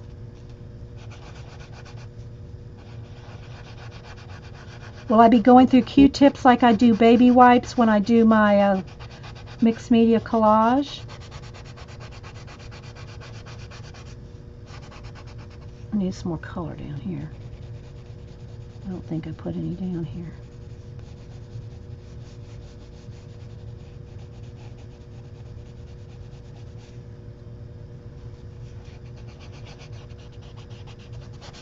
So yeah,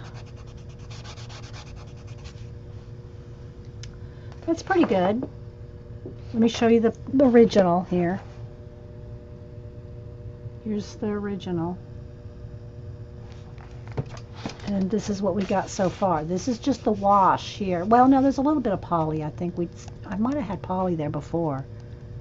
No, we did. That's wash. We did that this morning. I'll forgive you for using Q-tips and not powder blender. Thank you.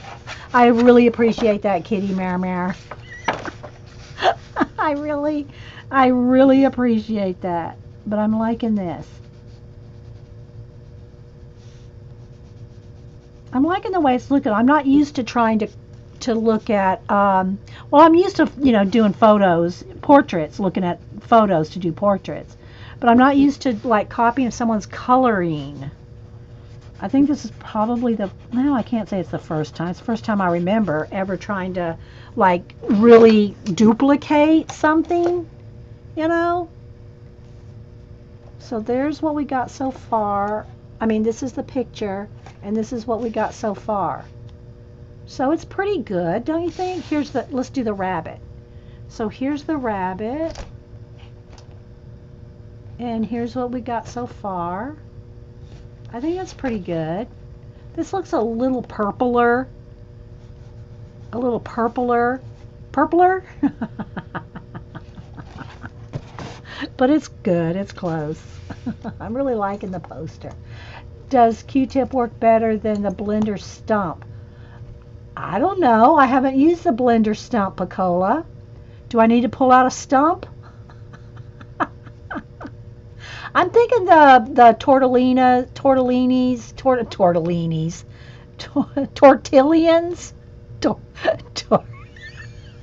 The tortillions, I think they might be hard. They might dent. They might push too hard. I don't know. Let's use some tortillas. I think I saw one in here when I pulled this out. Hang on. Let me go back over to this little tray here. Didn't I have one in there? Yeah, here we go. Here's the bigger one. This is the bigger one.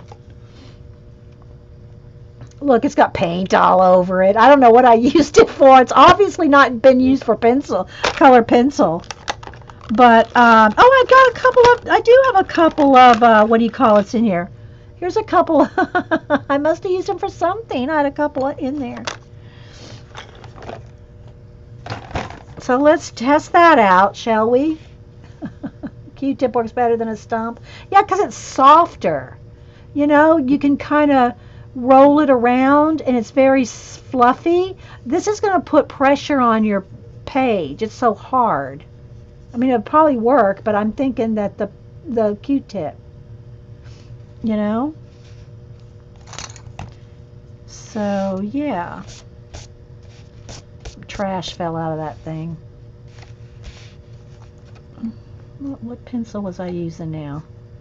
Good grief, was it this one? Yeah. Got so many pencils around me now.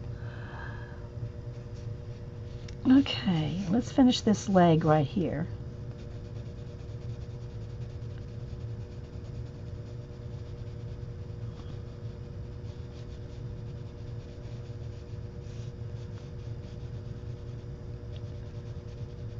Okay, so back to the scavenger hunt we were talking about. Who's doing it? How y'all doing on it? Anybody stuck for one of the things other than the dry cleaning tags? Who was it that said they're doing it all mixed up and you have to hunt it out? Who said that a minute ago? They're doing their scavenger hunt page where it's not obvious where the stuff in the book is. Who said that?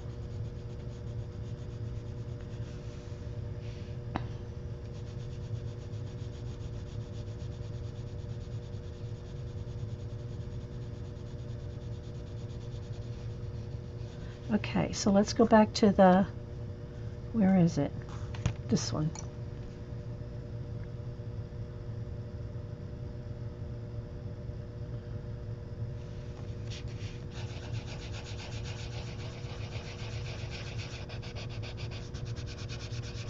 Yeah, it's just enough, you know? I mean, because there's no pressure that I put on the pencil itself.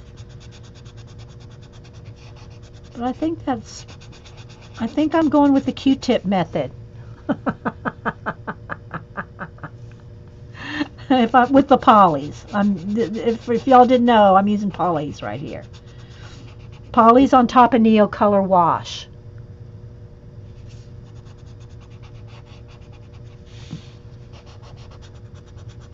Okay, so I think I'm going to quit, guys. We've been here over 2 hours. Does anybody else want to stream? Let everybody know now. Yeah, and Kitty did say that Inktense and Neocolor under her polys works too. Either one, yeah. I used the Neos today because I've used Neos under my Prisma too. And acrylic paint. Now, I'm sure acrylic paint's going to be the same thing. It's going to give it tooth. You know, it's going to give it tooth to layer on top of.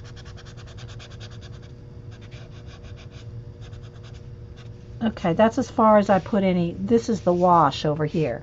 So I don't have any pencil here to blend yet. Just this is as far as I got with the. So I'll work on this a little bit more. I'm going to keep working on this. So when you see me come back, I'll probably have all the washes done. I'll probably put the layer a wash of, see, like here, the lightest. Look how dark we got to get it. Look, this is where we're heading. This is what we're heading to. This is just the initial Neocolor wash to give it some tooth here. That's as far as we got. Because, y'all don't want to see me do 3 layers of wash.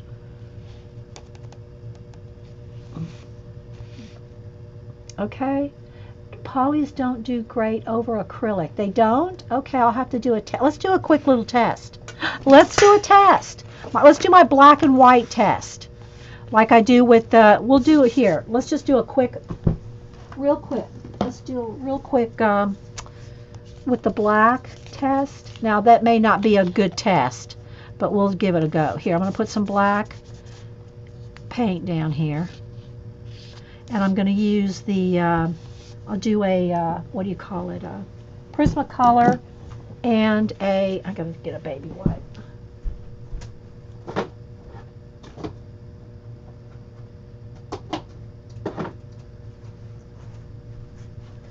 We'll do a poly and a Prisma test with a color and white. Now, I already know for a fact that the poly white is not as white, so that's probably not a fair comparison. We should probably do a color. Let me dry this. You got to have it dry. You're welcome, Jerry. Hi, by the way. Oh, good, Jean. And I mentioned earlier, on Monday, we're going to do, we'll probably do something else too, but the first hour and a half, or the first segment will be, I'm going to do a Society Idea Collector and a syllables page. So Monday, if y'all are interested in, seeing the syllables and the Society of Idea Collectors, we're going to do a little of each. I did not give y'all any hints on the mind map that we're going to do for the Society of Idea Collectors. I did give y'all a hint of the syllable page, the 52 weeks that I'm doing one a week. So I did give y'all a hint as to what we're going to do with that. All right, so let's test this out. Janet, everybody's wanting to know where you are. They're asking me to give a shout out. Janet, oh Janet, Janet. Because if you step away, you don't see the chat. That's how usually when I'm working and like if I'm watching Janet and someone says something to me, Janet will say, or whoever will say, well, Dee Dee wants to, Dee Dee's, and then I hear my name and then I'll go look at the chat. So maybe Janet will come look at chat now that we said her name. Okay, so let's do a little quick test. And again, this is the poster, folds in half, that came in the book. Okay. All right, so let's do a blue. Let's do a teal blue here. Oh, and once again, if you are the person that sent me the Dr. Seuss coloring book, it came yesterday from Amazon. It didn't have a name in it, so thank you, whoever sent that to me. All right, let's get up. Now, these are some Prismas over here, so let me get the sort of the same color. This isn't exactly the same. Let's get something similar.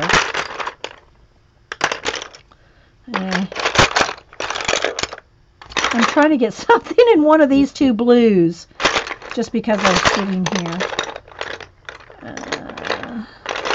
Trying to get it as close as I can.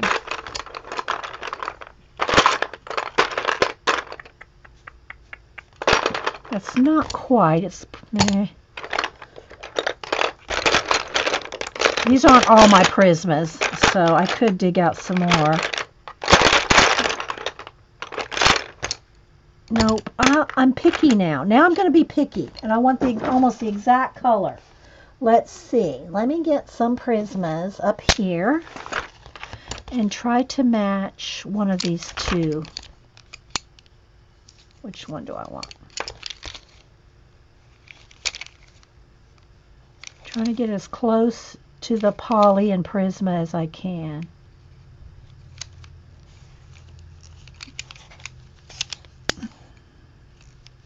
This blue color, that's pretty close. Okay, that's pretty close. It may not be exact, but we're gonna roll with that. Okay. Okay, so I got two blues that are pretty close. I just want to see if the coverage, the effect. So let's go with y'all know that I know that the Prisma is going to cover this completely. Okay, so I can cover that up really well. Well, it's too dark. It's the same color. That's not going to work. I need lighter colors. it's not going to show up. Hang on. All right, let's go with maybe a light blue. Now let me get my Polycolor. Need something lighter, because see, this is my, here's my Prisma. That'll go, you just can't see it because it's so dark. That blue's so dark. Here is a Prisma powder blue. Now let me see what I got in Polys. That's close. This is a little darker, but okay. Maybe that one would have been better. Okay, well, here's a light blue. This is the Poly Sky Blue. Okay, so I'm going to do the same thing. I'm going to bear down. Okay, they both cover. Look. I think they both cover. I'm not sure why there'd be an issue with the Polys. That's Poly right there. Here's Prisma. I don't know. What's the issue? Was it Kitty Meow Meow or who said it?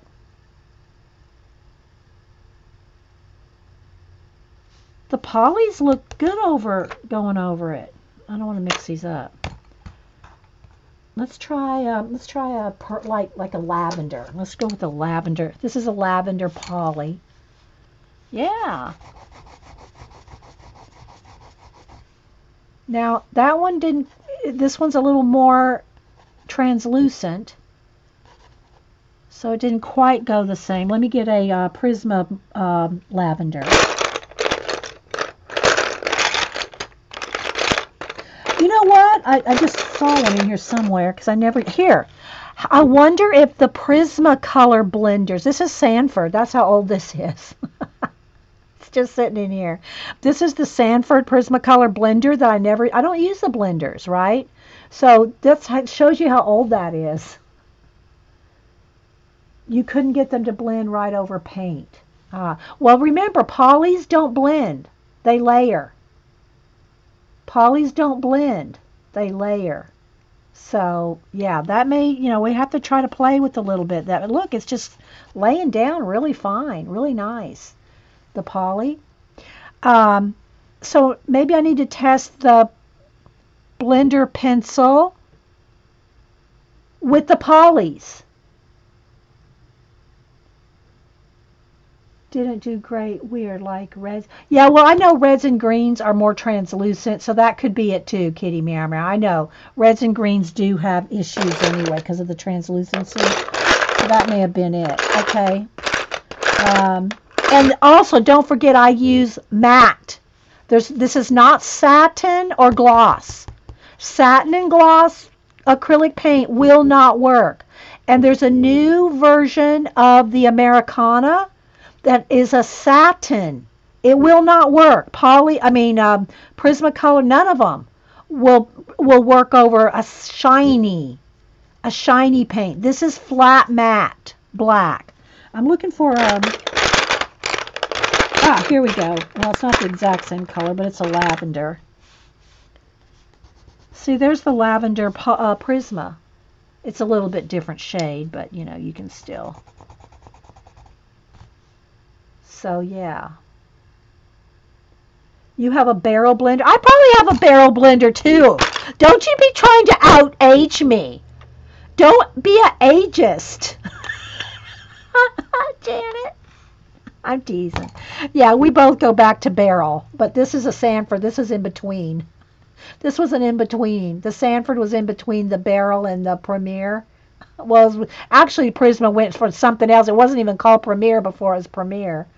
But anyway, what I'm saying is let me quickly test the blender pencil. I don't have any. Well, let me just do something here because let me just put some Poly down here.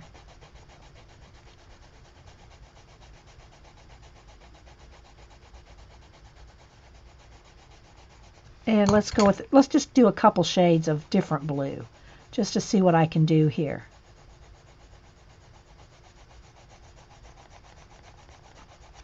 And use the you like that, Eileen? So let's see. All right, wait. First, let me test with the Q-tip. Here's a clean one. Okay. I don't really have that much pigment on here. I don't have a whole lot of pigment on there, and you probably can't see it on camera. Now let me test it with the... Okay, I can see it is moving it, but it's not smooth. It's leaving pencil streaks. It's like scratching it. The blender pencil is like scratching it. And I don't know if you'll be able to tell. Can you see the scratchiness to it? There's the blender pencil. There is the Q-tip. It does dig in and do it, but it's scratchy. Now let me go over that scratchiness with the... Yeah, see, it's dug in. That dug in. I'm not liking that. That's going back in the box where it's been for 30 years. Oh my goodness. I use the same paint as you do even before I found my stream. Well, I don't know why. Look. I mean, again, look. You can see through it. Let's be honest here. You can still see the black through it on certain colors. So I think that it's going to depend on the color. You know? I think it's just going to depend on the color, kitty meow meow. Not the paint, but the color. Like you said, red, like lime green, red. Some colors are just extra translucent. The Derwent blender and burnisher doesn't do that. Okay, that's good to know. So she said that it doesn't do that dig in. Okay, that's good to know. Thanks, kitty meow meow. I just like saying her name. Okay, guys, so that's what we got done so far. We made a little more progress, and I can't say that I'm going to work again on this on Monday. I am going to go ahead and do the washes on the back. All the initial washes of the furniture and the cream color background, I will get all that done before the next time we work on this. But I'll try to work on this off and on through, you know, until we get it done. Now, it's not going to, you know, we've just done 2.5 hours here with a couple rabbit trails. But, you know, we didn't get that far. But, you know, it's a little progress. And you're getting some tips. Whether we actually finish this, you know, we will finish it eventually. But whether you see it completely finished or not on episodes, you're getting tips. And I'm talking to the girls that are, you know, like Kitty Marmar, who knows Polly's, and I'm trying to restate all the tips as we go along. So hopefully that is helpful. Jackie said, can I ask a silly question? What is the best way to sharpen color pencils? Yeah, I use this right here. I have other ones too. I have this one. I have these. A metal sharpener. I found the reason I like this is because it's got the large hole for the polys, and then I have the smaller hole for my Prisma. So it's a twofer. That's why I like this one. And it's what's the name? MXP. It's an MXR. Sorry, MXR, made in Germany. And I get them at Blick. Like if I go to Blick, same for these. You can get these at Blick too. And I'm sure you can get them anywhere. And you can change the blades. It comes with a little screw. You can replace the blades. You know, they're a couple dollars. I just buy new ones. So, yeah, I like this one because it will do the two sizes. Because the polys are a little fatter. So, but it only takes a couple of twists. It only takes a couple twists and it's sharp. You know? And it makes the stubby. It makes the stubbier one. Now, I do have the Derwent. This one. This one works great too. You know? Let me... I don't want to get shavings on here. Let me sharpen a Prisma in here. So here, let me show you the difference. So with the smaller hole, okay? Yeah, cranky, yeah. Let me do cranky here. So cranky, it has these little clamp things here, and that opens up. That opens up the little hole. You put that in like this, okay? and it's locked in. See, it won't come out. That has locked you in. So then you can just hold it and... Oh, this one broke. This is probably one of the old ones. I hate to say it. This is probably one of my old Prismas. The ones that were having issues for a while. Yeah, I think now I got it jacked up. I hate to say it. I think I got it stuck in there. I don't know.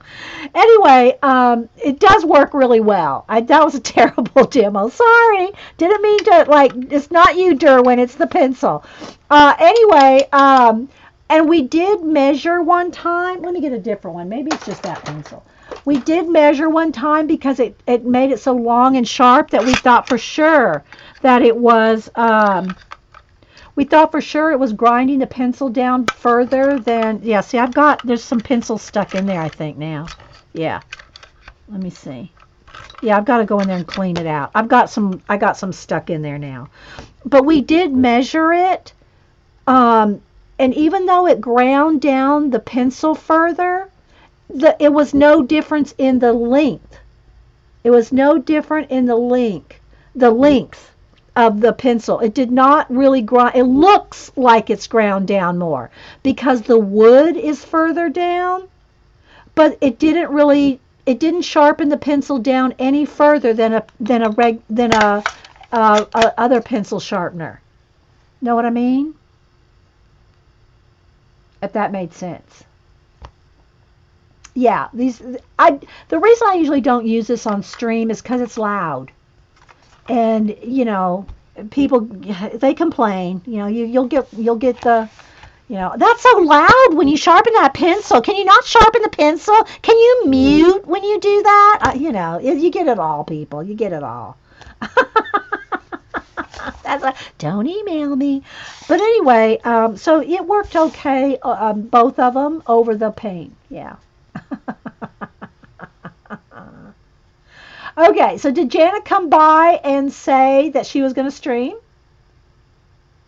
Terry, that is why I said earlier about you, Terry.